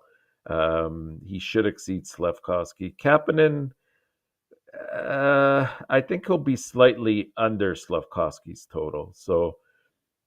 Um, so not at all if you're looking at and both of them. Not allow that for Mister. And I'll talk about that one. I will go with absolutely on that one. I feel like Sakaski is going to get those guys to go this year. I think Kapanen will be not that way. I'll be close, honestly. But I don't see all three go over 22, 23 goal. So I would say absolutely for Sakaski this season. Zeb Lekav is in the house. Welcome back. And Frank Santoro is in the house. Nicolas, welcome back. And also, McCall scored a goal and lead the 1-0 for the Colorado. Finally, my last one is on top for you. The New York Rangers, Vancouver Islanders, and the Blues. One of them reached 90 points. Good one there. One of them. Okay, so I'll say absolutely. Which one? I knew you were going to say that. um, I still like the type of team that St. Louis has.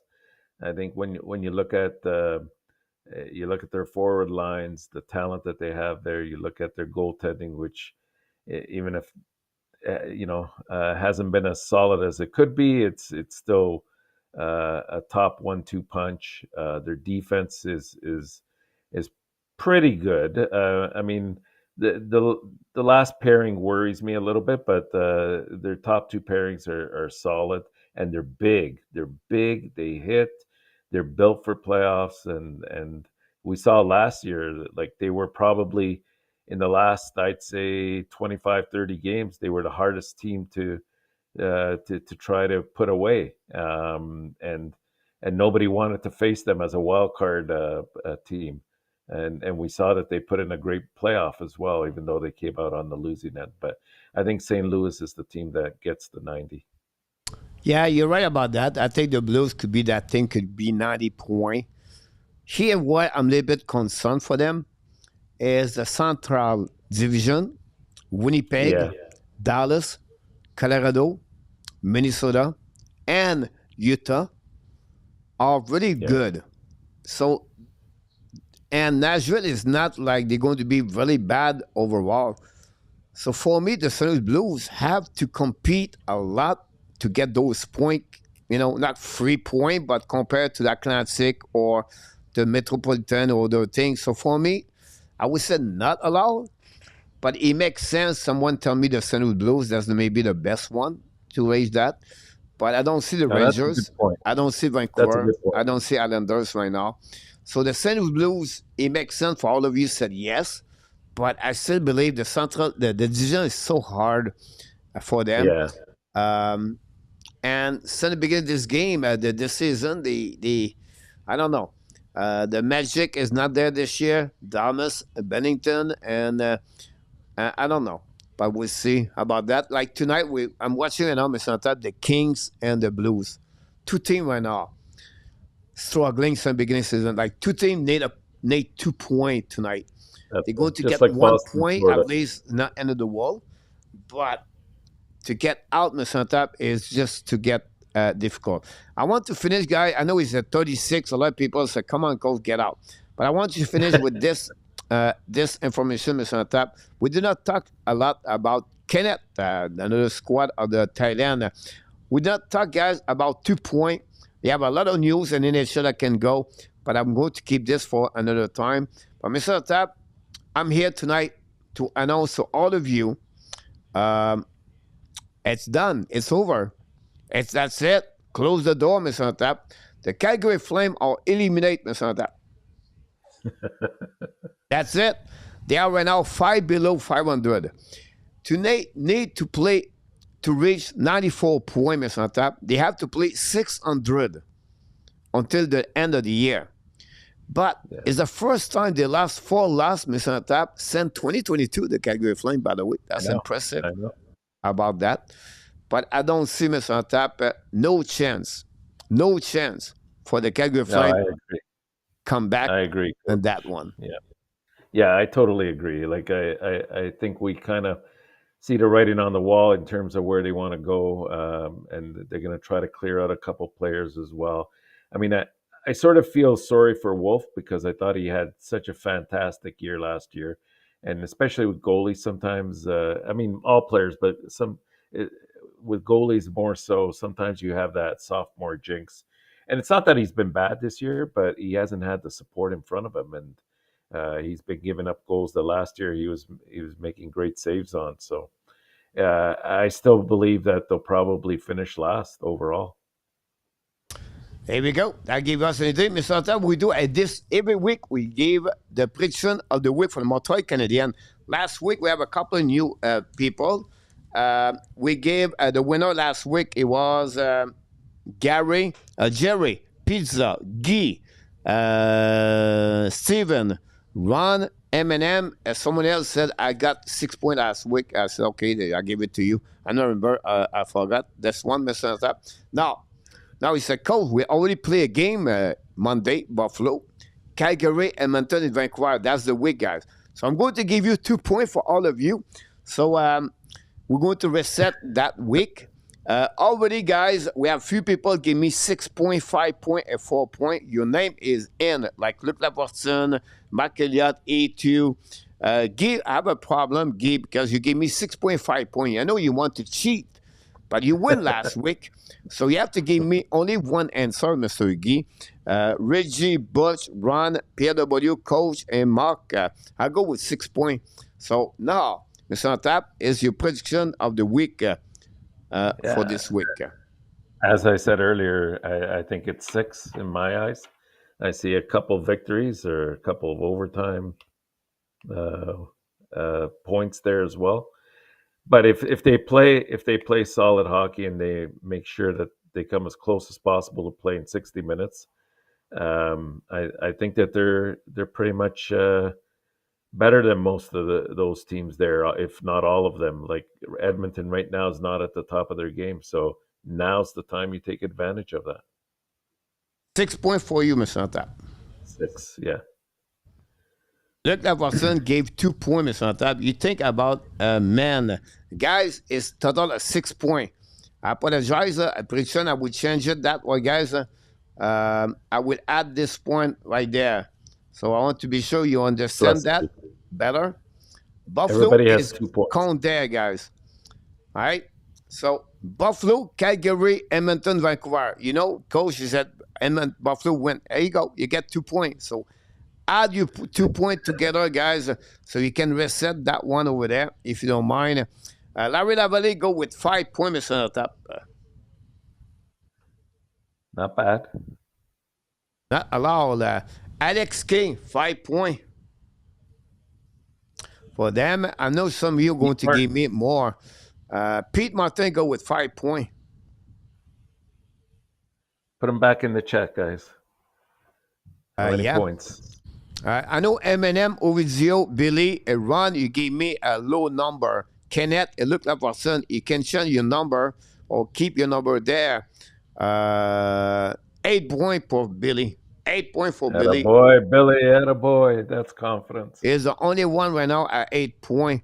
Look like person go to now for 4 points. I thought it was going to go down. Yeah. We're going to give him the 2 point extra point. Marc Elliott, 8 points for this week. Kenneth, 5 points. Depending on Monte's play. That depends on Monte. You're right about that. I agree. The Columbus beat the Dallas, Mr. Tap, at home. 5-1. Power play now for the Kings. 5 points for Ovidio. Mr. Guy, if you're still alive, give us your answer. 5 or 6 points. He wants to win absolutely, Mr. Tap. I cannot believe it. You can give me 7 points if you want to, Guy, now. Question, Pete. Last week was 4 point, Coach? Yes, it was 4 point, Pete, last week. Montreal lost again the Rangers Saturday. I'm confused now. Do I guess again A2? Sure. A2, you gave us 4 points for the week. No, you gave us 4 points, A2, last week. Sunday, but we're going to give you a mulligan tonight. If you want to go to 6 now, you can. We're going to give you that one. RJ go with 9 points, but now RJ, they can go is the max of 8. We haven't gone to the 3-point system yet, RJ. Not yet. 6 points for Frank, by the way. Listen up top. Nice, Frank. Here we go. Ovidio, we got your 5 points. Let's see what we got a little bit more on the road game at Larry Lavalley. You're right about that for Larry Lavalley. A run after that. Monsieur Inarta, I think we're going to finish the show right there that way. And I think it would be great for everybody on that one. So I won last week, Coach. I did set 4 points.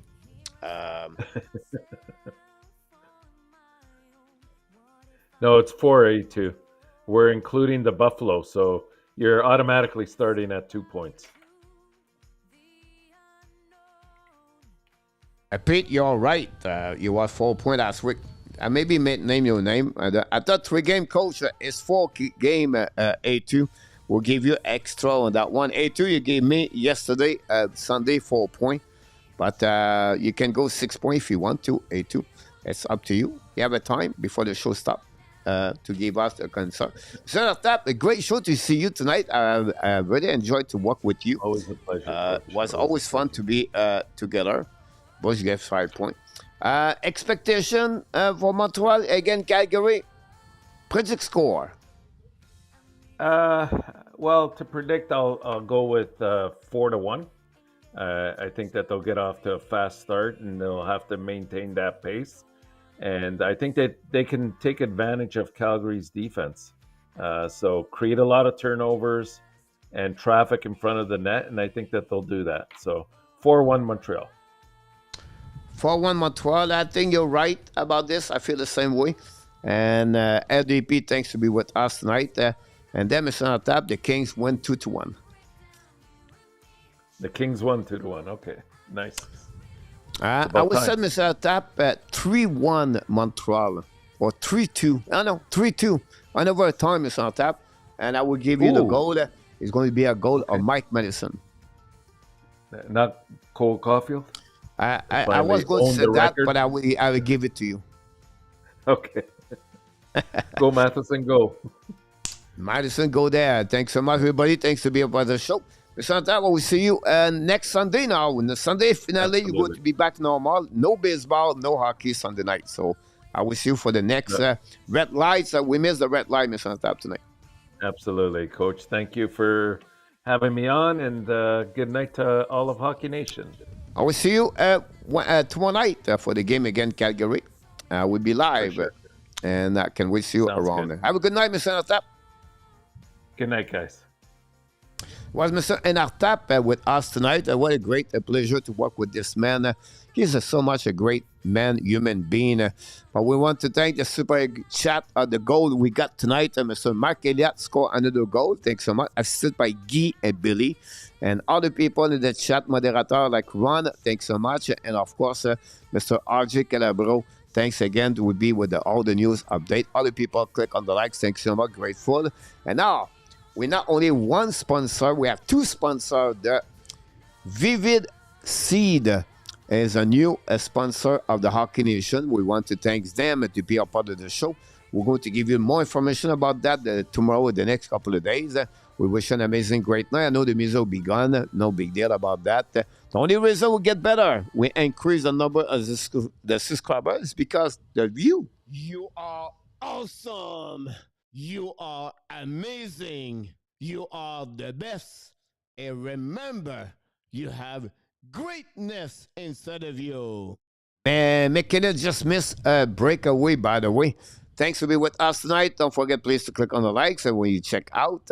And be well, BL. Find a way not only dominate your day, but find a way to dominate the second half. What? Someone was said 2025. Have a great night, everybody. And our Nation, the Ab Nation, and all the animals inside of the kingdom of the Thailand. Want to tell you one more thing, sir.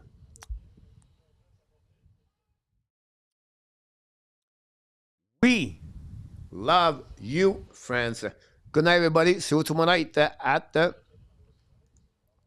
7 o'clock. 8:30 tonight. By the way, guys, the game tomorrow again, Calgary is at 8:30 p.m.